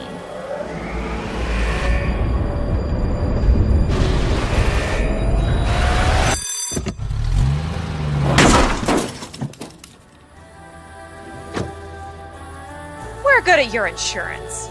Start with Indiana Farm Bureau Insurance, online, over the phone, or in person, and stop knocking on wood. So I stopped in at Chick-fil-A for lunch and saw Officer Wilson come in. I decided to place a dine-in mobile order and have a cookie delivered to him just to show appreciation for his service for our community. A few minutes later, I noticed that Officer Wilson had gotten up and left, and I knew he hadn't gotten his cookie yet. And I'm headed to my car. I turn around and I see Allie, and she's running after me. Mr. Police Officer, Mr. Police Officer. Usually when someone yells officer, officer, they want to ask me about a ticket they got. I absolutely wanted the cookie. This cookie's delicious. We want to go back down to Keith Myers as you see a chair right there, but it has special meaning. Keith? Yeah, this chair has been in this stadium for 2 years. It's the memory of the POWs that have been lost, and a class thing that Defiance has done. It's 2 years old. AD told me that's kind of special. A lot of people, no one sits in their chair. We're just waiting for those guys to come back up to you guys. That's a nice story, isn't it? Very, very cool. We want to always make sure and thank those that have served and are serving in the armed forces to keep our country safe and secure. So now you're down by 11. Defiance will get the football for the second time. This kick will be deep and it will sail out of the end zone, so no return for Defiance. They'll have it 1st and 10. Let's go back over and get a summary of that scoring drive. 11 plays, 78 yards, 4 minutes on the dot, capped off by a 23-yard touchdown pass from Nichols to Riley. As we take a look at it right here, and you're going to see some great blocking downfield by receivers and a nice little move right there, and then got the block. Another good block and just tiptoed it down the sideline for the 6. You know, Bubba Wilson made that block, and then he got drilled from behind. He didn't see that one coming, but he also helped get them in the end zone. And this third quarter's gone pretty quickly. It has. Attaway. Ambrose. The fake of the handoff. He'll throw to his tight end Wrecker up the middle. 1st down and more out to the 42. Everyone was thinking it was going to be Freeman. And now they're going to the hurry up. It's going to be a shootout the rest of the way. Get your track shoes on. Boy, no kidding. This time it'll be Freeman on the carry. He got a hit and driven back by Dynas. Wow. That is something you will not see often when Tyshawn Freeman not only gets stopped in his tracks, but gets stood up and hit backwards. Wow. Reminds me, do you remember when Christian Okoye played the Nigerian Nightmare for Kansas City and Steve Atwater came in on Monday Night Football and laid him a lick that sent him backwards? Oh, you could hear that from Denver. 2nd down and 8. Here's Ambrose over the middle, tipped in the air, and it was about 2 yards away from a possible interception. A little bit high. You still got to be able to make that catch if you're Wrecker. Defender timed it perfectly getting there, and you're right. Boy, just a little bit either way. That could have been an INT. Micah Groom was the strong safety that was just a couple of yards short of coming up with the interception, and that would have been huge. 3rd down and 8. 3rd and long. That's not where you want to be if you're Defiance. Ambrose has 4 receivers. His tight end, Wrecker, lined it to the right. Low snap, and a bad snap will cost him. Peyton Fleming will come in, lay the tag there on Ambrose, and well, you got to punt the football now, and Kalamazoo is going to get it for the 3rd time in the quarter. Smart play there, though, by Ambrose to fall on the football. You want to keep possession and not give Kalamazoo a short field. You'll take the punt all day as long as you keep possession on that and don't give Kalamazoo a short field. Here is Manny Gutierrez, who will come in to punt the football away now. Yellow Jackets offensively has struggled for, well, quite some time. They can't seem to find a rhythm. Gutierrez will shank this one off the side of his foot. And it will take, though, a Yellow Jacket bounce right around midfield. So good field position here for Kalamazoo as they take over again for the 3rd time. 2 possessions, 2 scores here in the 3rd. You know, it's interesting. Both their possessions have actually taken time off the clock, even though they're in the hurry-up offense. Why? Because they're keeping the ball in the middle of the field and they're moving the chains. That's, you know, this is a simple game, right? It is, yeah, just like baseball. Oh, See yeah. the ball, hit the ball. Catch the ball, throw the ball. That's all you got to do. That's it. Don't make it too hard. So don't make it harder than it needs to be, right? Exactly. We don't have any problems up here figuring it out. You got all the answers. Yes. That's why our initials are at midfield. That's right. Trips to the right, single setback. Nichols to throw. Quick hitter, and that'll be Bubba Wilson at the 45 of Defiance. Brought down by I don't know what they unlocked at halftime, but they unlocked something. Well, I think you hit it right in the head. They're getting the ball out of his hands quick, though, Nichols, right? I mean, that's really the key. Don't let him think about it too long. Quick decisions, know where you're going, get rid of it. Only when he's rushed out of the pocket, but he's run on those occasions. Nichols again, sideline pattern, has a man and stretched out. Can't come up with it. Great effort as he went full body out, Hunter Kiesling.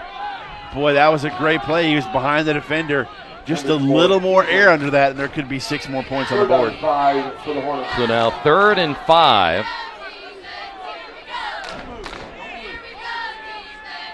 Bubba Wilson will now be in the slot to the right. Nichols trying to pull him off sides. Quick hitter over the middle. Ball caught, first down and more. This will be Taylor. Taylor at the 25, 20. He has a blocker at the 5, touchdown. Lance Taylor pretty much does it himself, but he got a late block there that gets him into the end zone. And now 3 possessions and 3 scores for the Hornets here in the second half.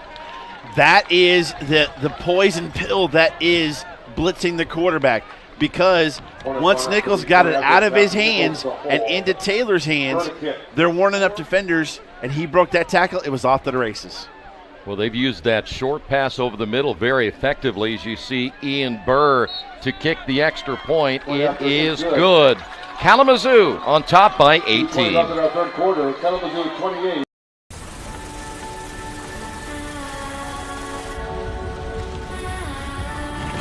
You're good at keeping the car clean.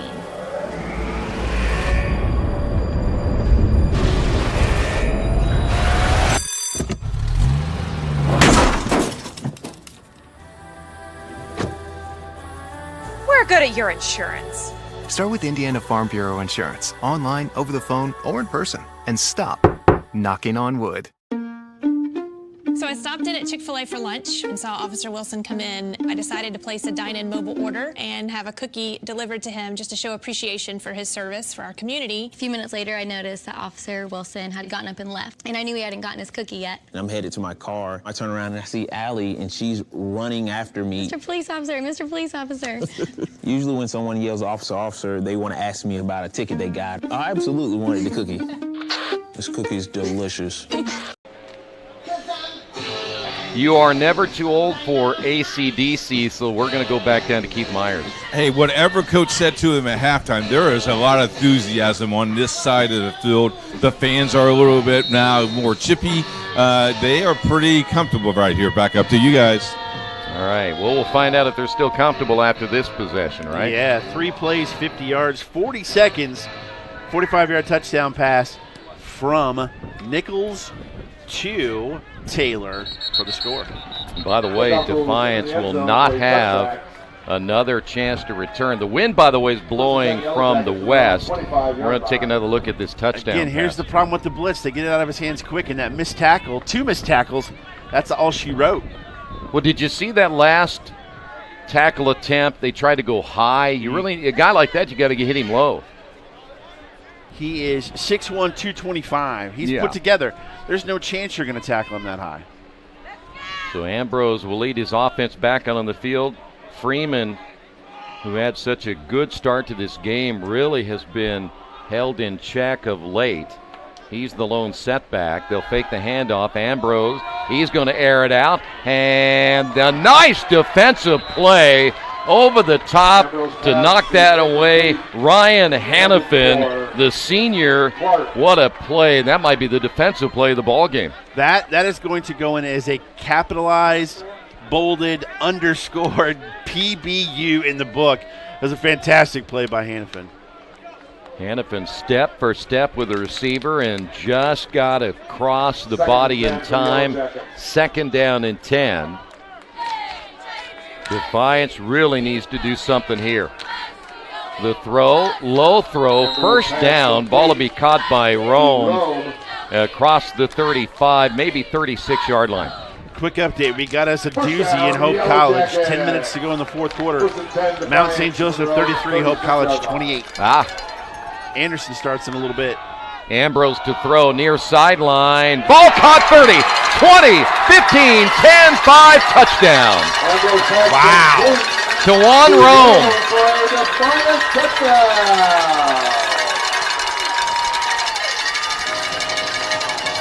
Rome, great speed, 5'11", 180-pound sophomore. And I'll tell you what, Ambrose threw it right on the money. That one he definitely dropped in the bucket, and boy, was that needed for Defiance. Yeah, I think that was really a big series there for Defiance, as the extra point attempt, which will be big. They have one man late coming on special teams. The clock is down to 1 second. They're not going to get it off in time. Nope. It's going to be a delay of game against Defiance. I think it's good. Delay game, kicking team. 5-yard penalty from the previous spot. Resumes the try down. Number 51 was the player that was coming in from the sideline, but he didn't really put a lot behind it getting in there, did he? Yeah, he was trucking as fast as he could to get in there, but not in time to get set, and the clock runs out. Andre Almore is the player we're referring to.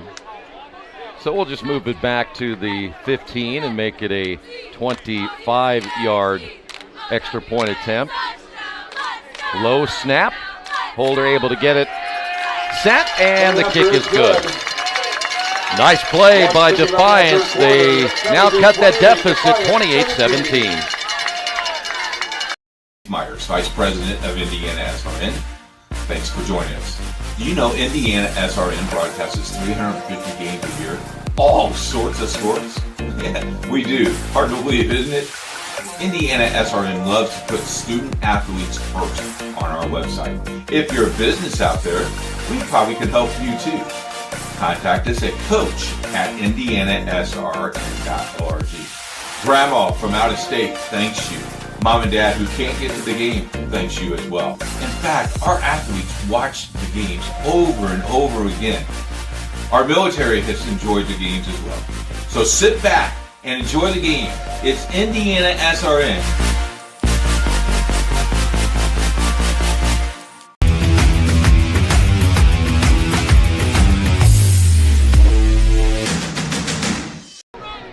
Well, the Yellow Jackets get 7 on the board after giving up back-to-back scores. In fact, 3 straight scores to Kalamazoo. 3 plays, 75 yards, 30 whopping seconds. 64-yard touchdown pass from Ambrose to Rome. So Kalamazoo will get the football back. Now the wind is blowing, as we said, from the left, and we have seen the ball come up a little bit short on these returns. Well, there have been some adjustments here as we had so much chaos in the first half and very little scoring. It's been the complete opposite the second half. Returned by Hannafin once again. At the 30, it gets knocked down there. And that's where they'll take over 1st and 10. Good special teams play by Chase Singer out of Sherwood, Ohio. Sherwood. Chase Singer on the tackle. Let's take a look at the score. You can see, and it's a great ball here by Ambrose. 30-yard line. The defender got caught when he turned his head around. Yep. You know, the funny thing is, when you watched the receiver there, he never even looked downfield. He just, from the time he took off, he was, I don't know how he didn't go out of bounds, because he never looked ahead. Following the ball. Yeah, he knew exactly where he was. So Kalamazoo football for the first time after the touchdown by Defiance. And wide open at the 50, 45-40, and another big pass play to Spates. And they have come out firing. Nichols really looking different in the second half. Is this? No. What is going on here? I don't know. Twilight Zone? Is this New Palestine, Fort Wayne Snyder? Was that what's going on here? That's in reference to an Indiana high school state championship a few years ago.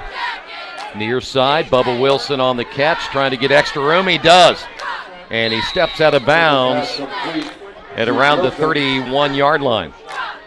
Final score of that game was like 65-61, something crazy like that. That's where that reference comes from. So is that the highest scoring game you've ever been involved in? I didn't call that game. I was there when New Palestine beat New Prairie 77-43. Wow. I didn't call the game, but I was there for it. Hand off up the middle. This will be Connor Bell. Gets a tough couple of yards. Going to be short, looks like, maybe? Yeah, he's going to be short by maybe a half a yard or so. Put the football at the 28-yard line. 3rd down and 1. Could be the final play of the third quarter. Over the middle, ball caught again. Breaking a tackle, 20, 15, down near the 10-yard line.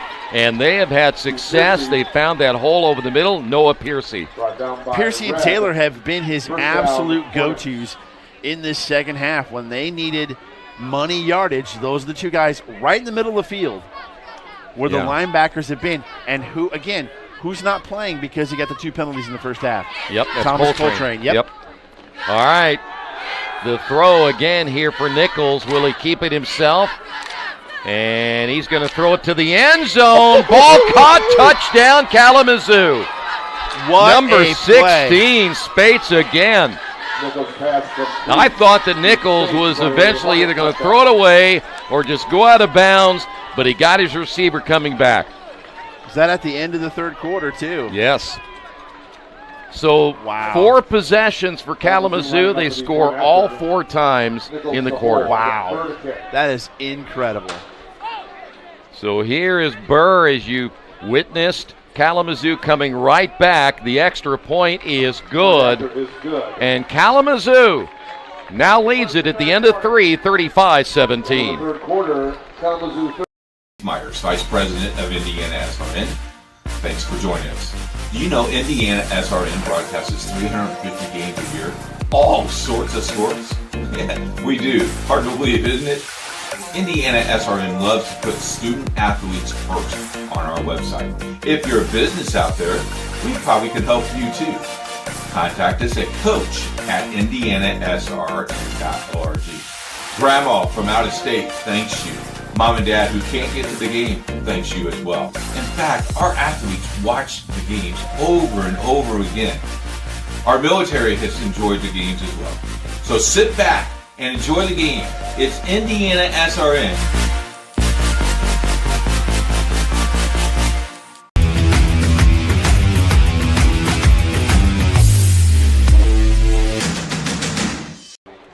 We will switch ends as you see Defiance, their receiving team, coming back. Your thoughts? I love the adjustments the Kalamazoo offensive coaches made. They went very simple, got the ball out of Nichols' hands quickly. Yeah. And you can see his confidence grow as the game goes on. To make that last play, if he'd have tried to make that play in the first half, he'd have thrown a pick. Exactly. But because he had his confidence built from the first 3 drives, he was able to keep the play alive, drift back a little bit, and then hit his open receiver for a touchdown. So will Defiance answer the call?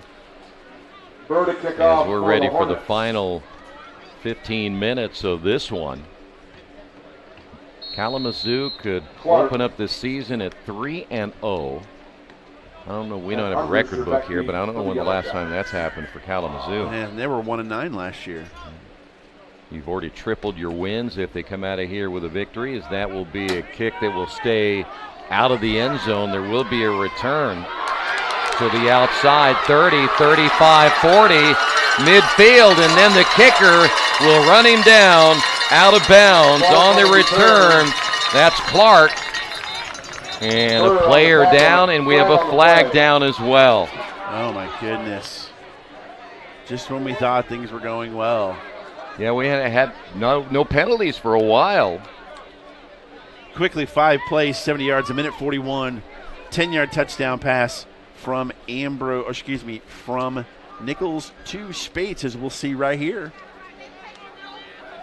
Plenty of time to throw once he gets outside the pocket. But just a great job of letting his receiver get back open. He'll back up some now, give him space, and just let him into the corner. What a beautiful play. You know, the receivers, as the injured player being attended to, might be a cramp, is the receiver did the right thing. You know what? You just don't go to an area and stop. You got to maneuver now after that. It's just like get open.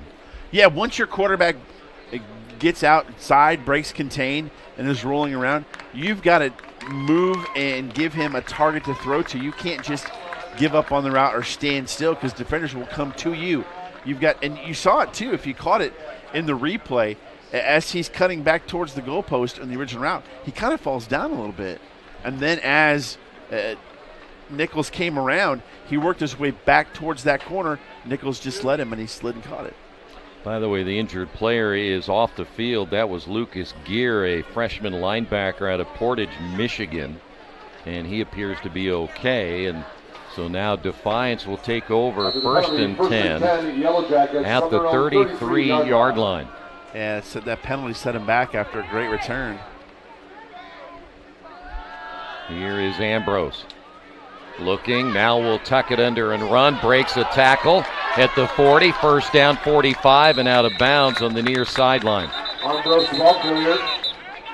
little extra activity, curricular activity there at the end, as well as looked like Isaiah Watts. A little tangled up there. Let's get our telemetry sports replay here on that touchdown.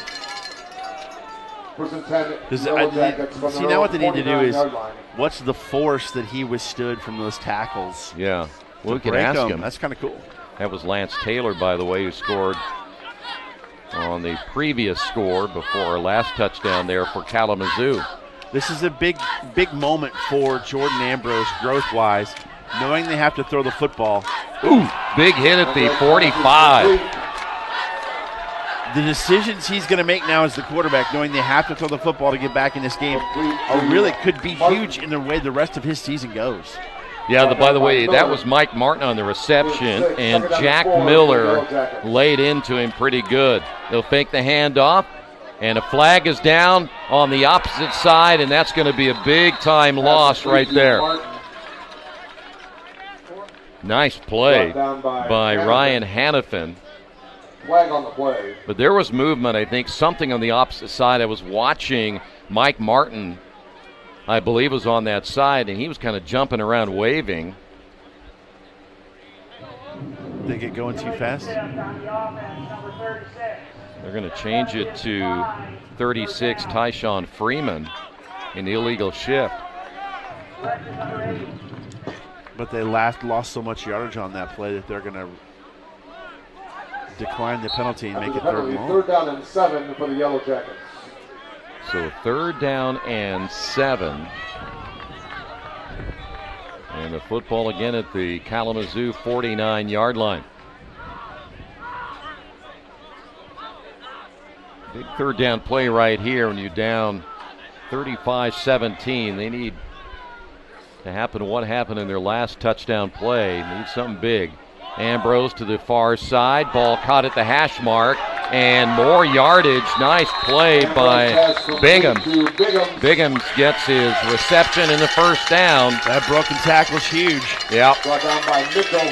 First down, the Yellow Jackets. Give the tackle to,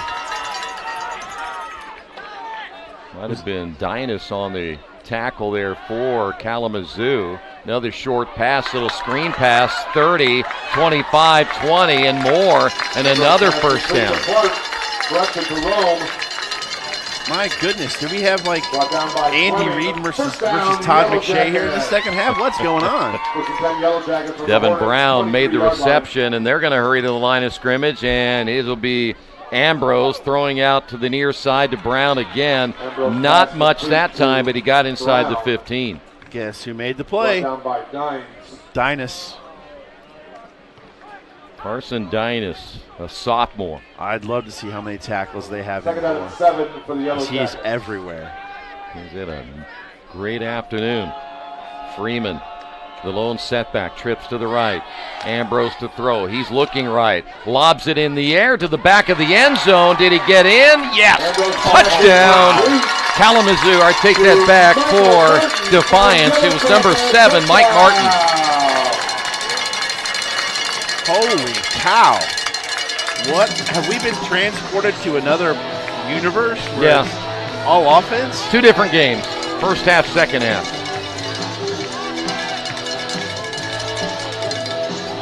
So they've cut the deficit to 12. Yellow Jackets line up for a 2-point conversion. And they're going to line up for 2 right here. Try to make it a 10-point ball game. But before we do that, looks like we have a timeout. And we're going to keep it, of course, here for this one. And let's go back to Keith Myers.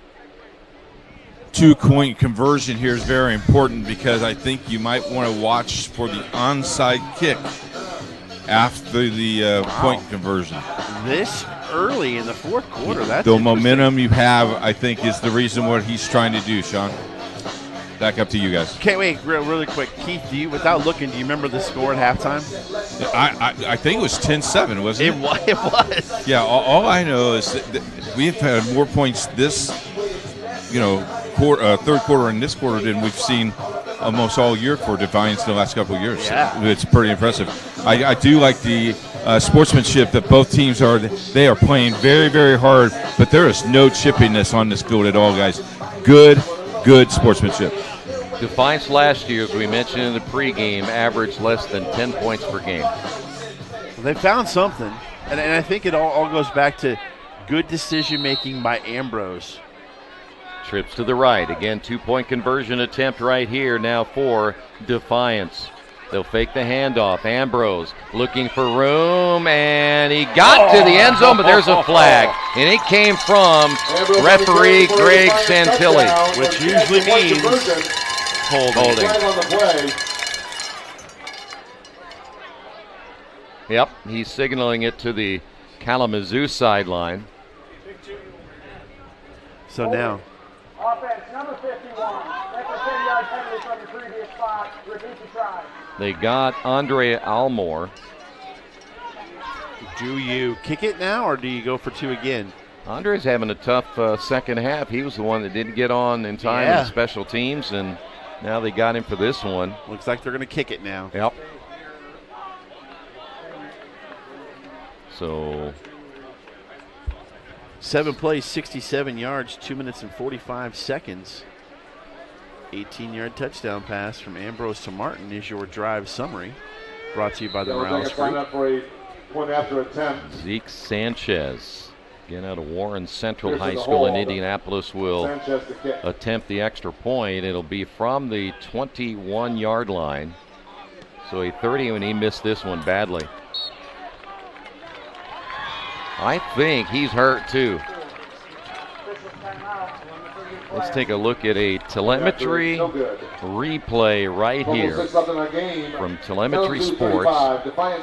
This is the touchdown. Oh, he's going to get up there. He got to 18-8 at one point, it looked like there. Yes. And let's take a look at the last score we had just moments ago. Nice touch on that ball, too. Great catch. Mike Martin again on the touchdown. So you saw 2 straight replays, one from telemetry, and that's where we stand at 35-23. Now, if I'm Kalamazoo, 12 minutes remaining, still a lot of football, but I want one of those nice, really long, sustained drives right here. Yeah, because you went up 35-10, and now Defiance has scored 13 unanswered to make it close.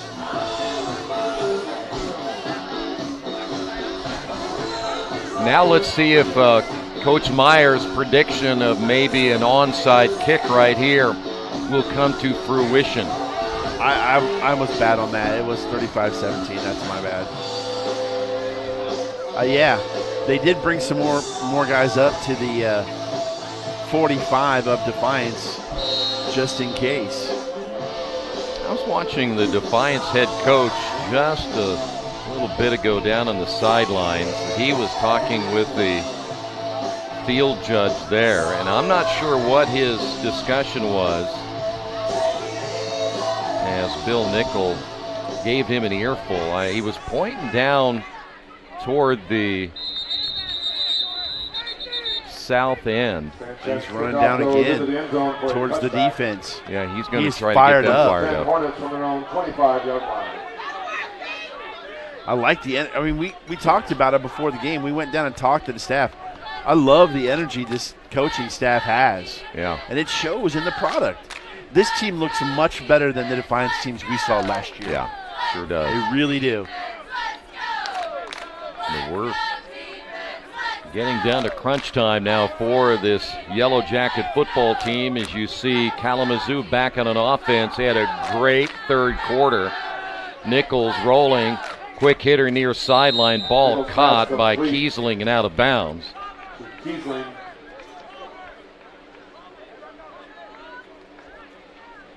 My question is, if, again, you go out of bounds, you stop the clock, and now actually they started running it again. So 2 receivers split wide to the left. Ball caught 45, or should say 35, out to the 37-yard line. I don't think we can overstate how important it is that Coltrane was disqualified from the game, because they have exposed that area of the field in their passing game this entire second half. They have. Andrew Whitger on the reception. First down now for Kalamazoo. They've been a different football team here in the second half. Here is Connor Bell on the carry. Bell, the ball carrier, stopped by the Sean Palmer. Bell's going to get about 4 or 5. Looks like he got to the 45. You know, he's been big in the running game. I know Riley had a couple of decent runs, Burnett, but Bell's really been big in the second half. He has answered the bell. Very good. Thank you for the Hornets here in the second half. So it'll be second down. I am a dad. I got dad jokes all day. Rolling as Nichols throws and just threw that one away, not taking the sack. Rigo Villa was on the pursuit. Third down and 4. You know, we had the bell for you. We had the buzz. What was the early one you had? Sting or something like that? Or did you use Sting at all? Or I had the dog one at halftime. The dog? I thought you used a reference to the bee or the Sting. I probably did, yeah. I'm known to do that. That's what Jerry's counting on. He gets more money out of it. What was that word you used earlier that he doesn't like to have used? I don't remember. Okay. IU stinks? Is that what it was? Oh, ouch. Nichols to throw. Now flushed out of the pocket. Going to stay behind the line of scrimmage. Throws downfield and just out of the reach of Sheldon Riley. Intended for Riley. Right on the fingertips. It'll be 4th down and 4. And looks like the punting unit will come on here for Kalamazoo for the first time, I might add, in the second half. Yeah, I think this is the first punt period, isn't it? I believe it. Well, we may have had one down here in the end zone, but that was a jailbreak play right there. And if he could have just taken a little air out of that, that would have got your first down, maybe more. Third, the punt for the Hornets. So we will see Defiance get the football back. Down by 12 here in this fourth quarter. Going to be punting into the wind. Still anybody's game. Little European style. That'll be end over end, and it will. There's a flag down there. I think they roughed the punter. They, at the very least, ran into the kicker. Ian Burr. Well, even if they run into him, that gives them a first down because it was 4th and 4. Yeah. That is a huge mental mistake. Well, we have seen Defiance do that a lot today, especially in that second quarter. We had a ton of mistakes made. Yeah, they ran into the kicker. First down. Yep. They only needed 4. They got 5, and another mistake by the Yellow Jackets. Now, if I'm able to run the football here, and I said this earlier, I'd love a sustained drive, and this is going to help. Yes. But I would certainly try to run it as much as I can. Boy, you got the stop you needed. Yep. And then that penalty of running into the kicker totally takes that all away, deflates you. Now they've got to respond defensively, does Defiance. So first down from midfield, and that was the other thing I was going to say. Just keep going back over the middle as Lance Taylor makes another catch. Get about 6 out of that one. You're getting 5, 6, 7 yards every time. And if it moves the chains, again, if it ain't broke. Gain of 6, second down and 4 for the Hornets. So it'll be second down and 4. A lot of time here for Nichols. Gets grabbed from behind. He's not going to get away from Richard Pope this time. Boy, he got a hold of that jersey. Would not let go. That's a loss all the way back to the Kalamazoo 47-yard line. Nichols had the running back out here wide. It's a 3rd down and 13. And he should have just not tried to force it, just dumped it out there and got positive yards. So 3rd down and 13. Nichols again. Ball caught. It'll be shy of a first down. Looks like that might be Bubba Wilson on the reception to about the 42-yard line. They have to get to the 40. It's 2 yards, and we've got a player down on the field. Defiance has had 3 players go down here in the second half. That is Vishon Palmer, their strong safety. He is up quickly, and it will stop play as well. I believe Pope is having issues as well. Imagine we might see a few more cramps here we late. got 3 guys coming out. So this is really going to test the resolve of this Defiance defense with players coming out of the lineup here. Now that you see that, are you more willing to go for the 4th down here with only needing 2 yards? As those guys come out, they're going to have to come out for a play. Yeah. If they take them out of the game, it makes the decision. But the punter's still out there practicing, so it looks like they're going to punt it away. Boy, you got that gift and couldn't take advantage of it. Yeah, no kidding. Well, we saw some gifts that weren't taken advantage of in the first half, too, as Defiance will look back at the opportunity they had to put points on the board. Had 2 throws to the corner of the end zone that were off the mark. By the way, Palmer is on the sideline, the strong safety, trying to work it out as well. And I'm not sure if he got a cramp in that left leg, but he's trying to walk it off. And by the way, Nichols back in at quarterback, so they're going to go for it on 4th and 2. Nichols over the middle. They found an open spot again. It'll be Taylor. Taylor inside the 30, and they went right back to that middle. Why not? Going back to the well works, and boy, have we got some interesting developments in the HCAC. I'll give you an update here in a second. So 1st down for the Hornets. Looking left, now back over the middle. Ball caught. There he is again. Taylor. Taylor to the end zone, and he's in for the score. Wow. 28 yards and the touchdown. And Lance Taylor's had a great second half. So has Josh Nichols. I'm pretty sure that we need to do some DNA testing to see if these are the same guys that were played in the first half. Hornets lining up for the point after attempt. So here is the extra point attempt. By the way, this is not Ian Burr. This is number 48 who has come in. That is Madison Barch. Yeah. 42-23, Kalamazoo with the lead. Point after is good. 8:39 left. Rose Holman lost. They're 0-3. 42. Mount St. Joseph won. They're 3-0. Every person has a story waiting to be told. Mr. Jack comes in every Monday. Yeah, that's right. One day I noticed his hat said he was a Korean War veteran. I asked him if he'd ever been to the Korean War Memorial. No, I never had a chance to go. That was the day I knew we had to do whatever it took to get him there. Manny made it happen. I got to go to Washington, D.C. to all the memorials. The World War II Memorial, Naval Memorial, Korean War Memorial. Took all kind of pictures and everything, and it was a good trip, too. I'm glad that I could be a part of Mr. Jack's story.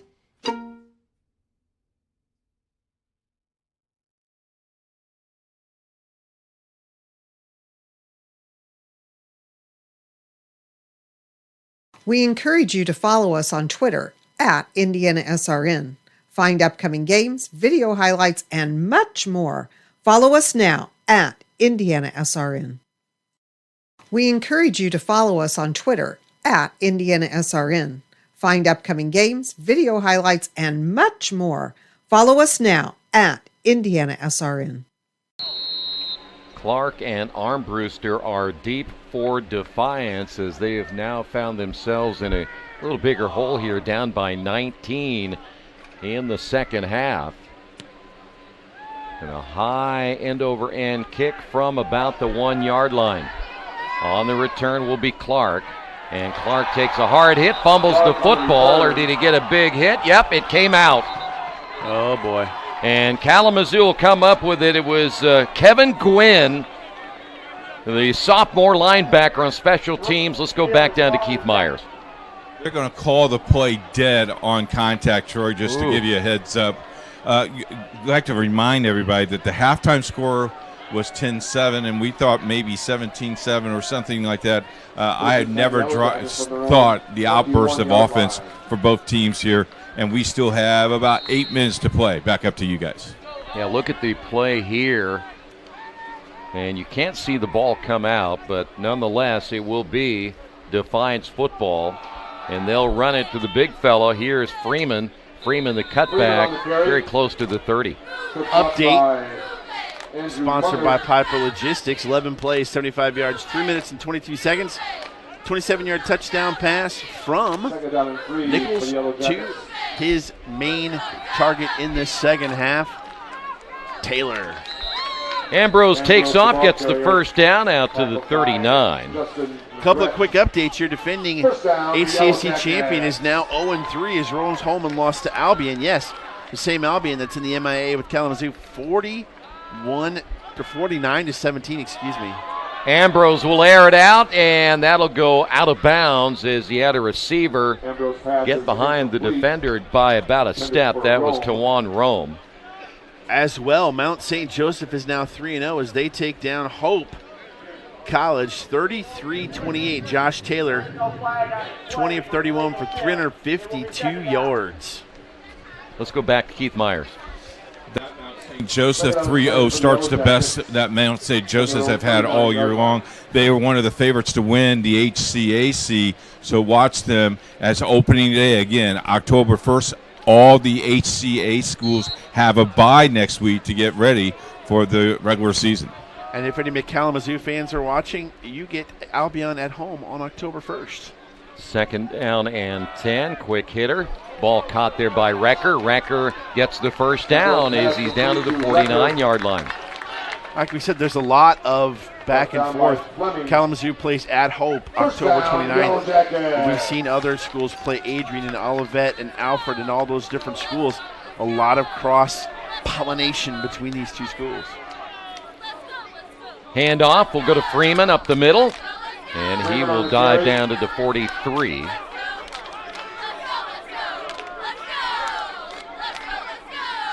Right now, Defiance is going to have to hurry a little bit more here. It's still incredible to think that we have 65 points on the scoreboard and we only had 17 at halftime. That's right. Well, it's been a tale of two halves for sure. For the Yellow Jackets. We'll put the football at the 43-yard line. Ambrose with trips to the right will look to his left. Ball caught, first down. You know, Scott, by the way. Things we talked about with Nichols, same thing goes for Ambrose. He's made enough plays that his confidence is growing in his decision-making here in the second half. So now first down from the 32-yard line. Ambrose looking to his right. Now Pumps will take it himself, breaking tackles, and then a hard and late hit out of bounds by Dynas. Right on the play. And that came quickly as Ambrose took quite a shot. Boy, you got to watch where you're at on the sidelines, guys. You do, and boy, that's just not something you expect from Dynas, but it's going to put them way down near the goal line. So another first down here for Defiance. But that's an example of another smart play by Ambrose. You saw that he cocked his arm to throw and was unsure because of the coverage, brought it down, ran the football, got enough for a first down, and then also got the penalty on top of that. Smarter decisions make for better players. We've also seen some poor tackling today, too. We have. Yeah. Got to hit him a little lower. So it'll be especially Freeman and Taylor. Exactly. First and goal now for Defiance, just inside the 10-yard line. Freeman gets the call, bouncing to the right side, and he'll be brought down after a collision with big 79 Ballabuk. Brought down by Peyton Aronson. Nice We'll job. also give Aronson a little credit, too. Ballabuk's a freshman. So you look at this front line for Kalamazoo. Freshman, sophomore, senior. Senior, junior, sophomore. Backfield, senior, junior, sophomore, senior, senior. Offensively, though, they're very young. Ambrose to throw to the corner of the end zone. Nobody was there. I think that Rome cut his route off because he was about 15, 20 yards to the left. For the Yellow Jackets. On the offensive side, junior, you got 3 senior receivers, and Spates is a sophomore, but your offensive line is junior, freshman, sophomore for Kalamazoo. Yeah, there are a lot of young kids. Unbelievable, yeah. On the other hand, you look at Defiance, they got 5 juniors across the front line. Ambrose flushed out of the pocket. Can he get to the end zone? He is cut down before he can get there as Ryan Hannafin comes up to undercut him. I mean, Freeman's a junior, Clark's a junior, Martin's a junior, Rome's a junior. There's a lot of these guys we're going to see again next year. Boy, I hope they play again next year. It'll be another good ball game. Yeah. And goal from the 3-yard line. So now you're looking at 4th and goal from the 3. This is certainly a 4-down territory area. Freeman stays in as the lone running back. That'll be Wrecker in motion. Ambrose to throw, goes to the corner again, and it's going to be knocked away. Sometimes you can go to the well once too often. That was Jackson Mitchell, the free safety, to knock it away. And let's go back down to Keith Myers. Fellas, you got to remember now with Defiance, this is now the 3rd time they have been in the red zone that they have not scored. If they've scored the 2 early in the first half, the whole entire second half could be totally different. But the 3rd time now they have been in the red zone and not come up with anything. Back up to you guys. What a fabulous defensive plays we saw there on that replay. And Keith's got a great point. We go back to the first half, how many times were they close and didn't stick it in the end zone? Yeah. Especially on the interceptions by Nichols. Yeah, the complexion of this game would have changed quite a bit as Nichols rolls, throws to the far side. Not a whole lot there. Nichols' pass is complete. But it'll give him a little more breathing room. On the reception is Widger.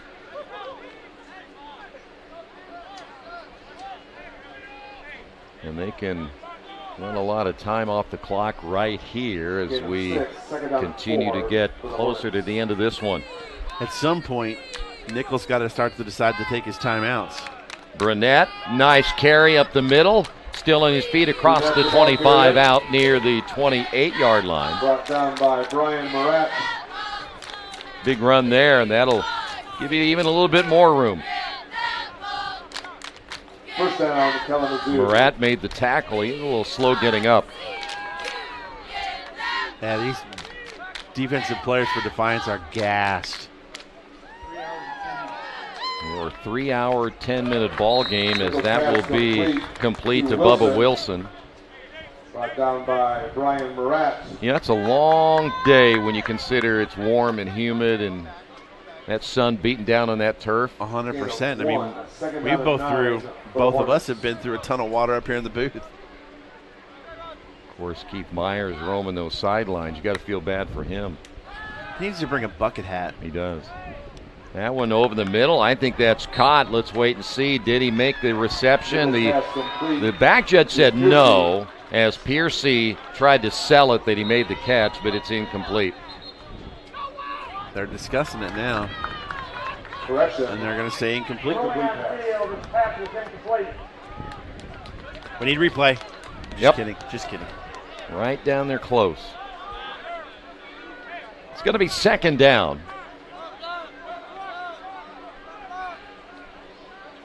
I'm not sure what we're going to be able to see here. 3rd down and 9 for the Hornets. You know what? I think he caught that. Keith has a good look at it.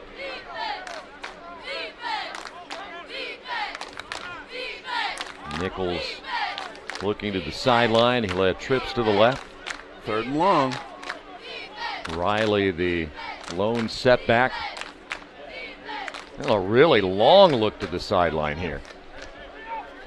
Wow. Play clock's running down. Down to 5 right now. Nichols in the flat, ball caught, 30-35, near the first down as he stretches out. That is Sheldon Riley trying to get the first down.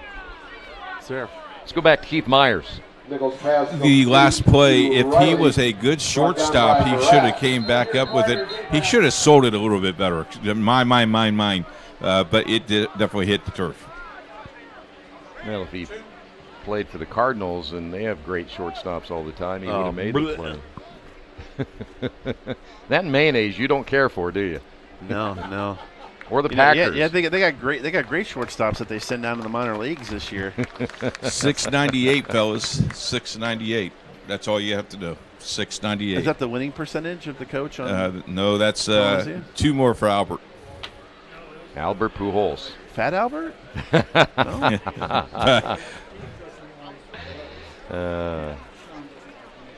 That's weird, huh? So Keith doesn't like lettuce. You don't like mayonnaise. No, we have an update. You see how he jumped right over that guy? See him? Franklin lost to, I can't tell if that's Trine. I have to see, but they lost 55-21. That's Trine. For the Hornets. So here we go at 4th down and about a yard. Brunette will shift back into the backfield. Nichols will give it to Brunette, and a shove ahead. He gets the first down. Again, some point Nichols got to start to take his timeouts. First down, Kalamazoo. Well, I think as they would say, it's all academic from here. Well, they have another injured player. Boy, Defiance, they're dropping like flies. I might just try to see if I can get out of this thing the rest of the way. Let me check and see if we can see who it is. It certainly appears it.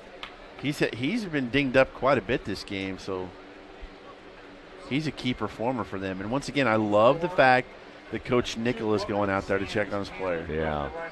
He is, by the way, the trainer is reaching for that right foot area.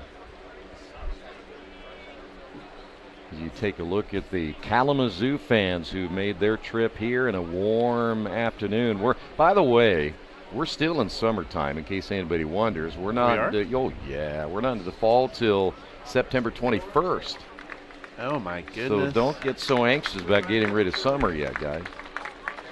By the way, that is Richard Pope. In case you're curious, Alabama's up 28-0 in the first quarter. Who are they playing?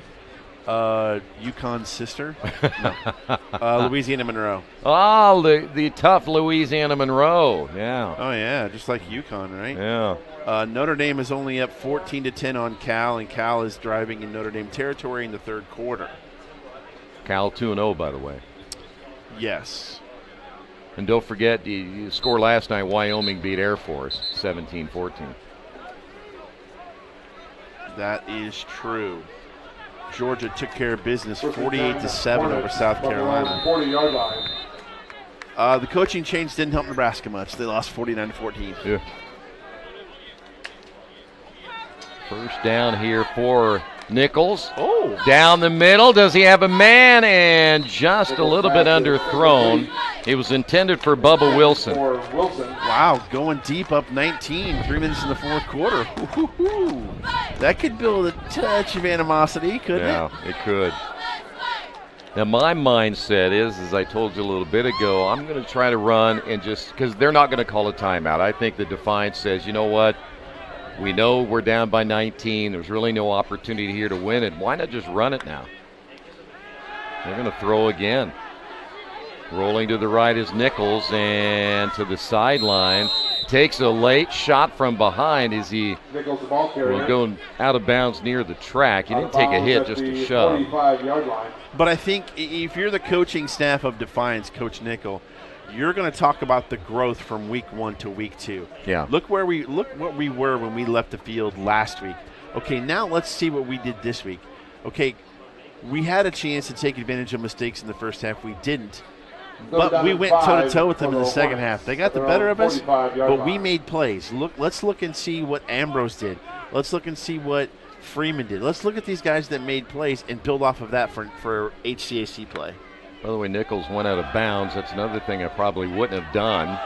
This time he's going to get shoved down hard. See, I'm not really sure why they're trying to throw the football with 2 minutes, less than 2 minutes to go. I don't know, and I still have the fact that Defiance is playing hard. They're not giving up anything. 63, Carter Main, apparently not happy with the way that his quarterback Nichols was treated on that play as he was chirping toward the sideline of Defiance. And Carter Henry's like, you turn around, freshman, and get back to the sideline. Exactly. We don't need a penalty on you. So now my question is, thrown back deep for the Yellow Jackets. Coltrane can come back the next game, correct? I don't know what the league rule is. Is that what it is? He can come back? Yeah, okay. Yes, he is allowed to come back because there's a bye week. So, yes, he can come back. No, they will need him as they take on, I show that they have Alfred State. State next week, and then they have Hanover. So Kalamazoo will punt it away as you see another European-style kick and has that end-over-end bounce and takes a really nice roll there for Kalamazoo. It'll be actually down just outside the 10-yard line. That's where it was touched. So Defiance will perhaps have the football for the final time here this afternoon, and they will fall to 0-2, and Kalamazoo will move to 3-0. I'm going to double check that schedule here. Okay.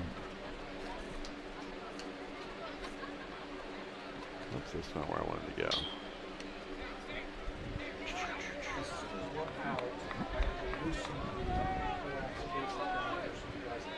Well, the offense back out once again. You see Ambrose coming out there with Freeman.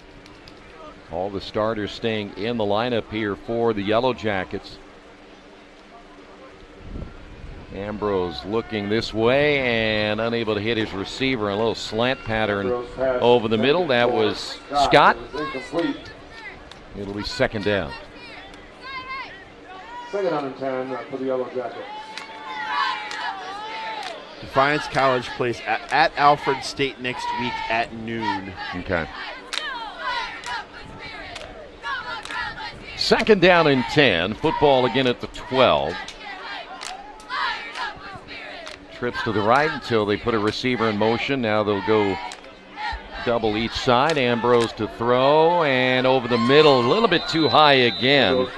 It was intended for Scott, and he goes down at the 45. I think I might try to just get out of here without any more injuries.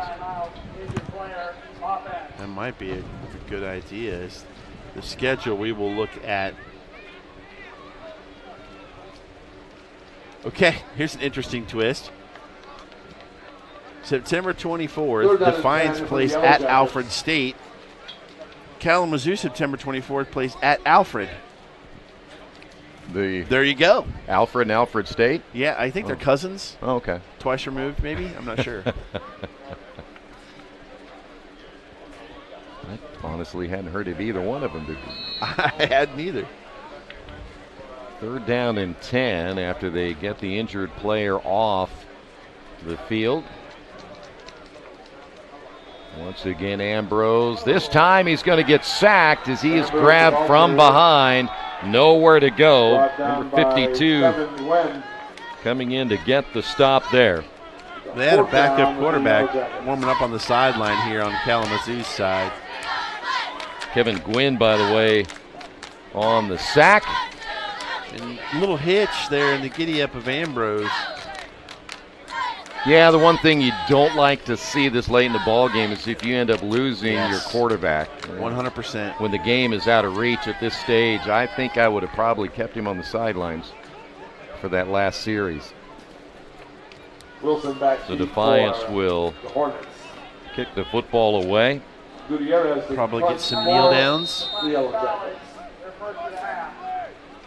Timeout. All right. There's a timeout on the field. Let's go back to Keith Myers. It's been a beautiful day. We want to thank the athletic departments of both schools. We also want to thank the softball team who took care of us early this morning with our nachos and our popcorn. We want to thank our producer. Wait. With Keith's nachos. Yeah, I was going to say, yeah. I also want to thank our producer and our production team as they got here early to set that up. And again, our first broadcast for the Heartland Conference is October 1st at 1:30 as Mount St. Joseph takes on Manchester. Looks like it's going to be a pretty good ball game with both of those. If you like to follow us on Twitter, you sure can do that at IndianaSRN. And, you know, if you'd like to make a donation to see more college football on the air, you can contact us at coach@IndianaSRN.org. And well done, guys. Well done up there. Thank you. Make sure we've got some aloe for you when you get back up with all that sun you've taken on your dome. I tell you what, I feel like a camel, man. I've been drinking a lot of water, that's for sure. Well, you don't look like one, so that's good for you. Yeah. So now the punt. I agree with you. Another end-over-end kick to the near sideline. It's going to stay inbounds for the moment and then eventually rolls out at about the 43. But again, I think there's positive steps Defiance can take from this game. Yeah. You know, again, last week that's one of those ones where you just kind of 43-yard line. whitewash it from your Kalamazoo. memory. Yep. And, you know, the coaches did say, you know, yeah, we got punched in the mouth, but we can learn some things. That's true. But I think you're going to learn a lot from this game as well when you go back and watch the film. Yeah. Especially, okay, if we can cure the mental mistakes with those penalties, it's going to be a great job for them to build on that, because if they get rid of those mistakes, there's a chance they can win this football game.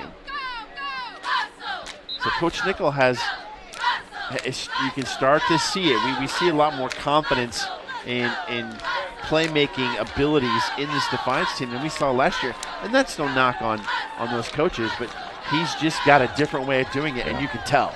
Yeah. Well, that's going to do it. No more plays will be run in this one as Kalamazoo will improve to 3-0. What a second half for Kalamazoo. They were held to 7 in the first half, and they finished with 42 points here this afternoon, and they pick up the win over Defiance by a final of 42-23. Defiance will fall to 0-2 on the season. Want to thank everybody. Great job again today on this broadcast, and the guys up top running the camera deserve a lot of credit because they've been out in the sun like Keith all afternoon. Yeah, you got to enjoy those gentlemen that have done a great job for us. Yeah, and of course, we want to thank our producer as well as, you know, he did a fantastic job this afternoon, and I think that steak dinner's coming from him, right? Just as you said that, my stomach started to growl, so I'm ready to go. I am too. Listen, thank you for being with us. As again, it was Kalamazoo with a road win here today by a final of 42-23. Thanks for being with us. This has been Heartland Collegiate Athletic Conference football right here on IndianaSRN.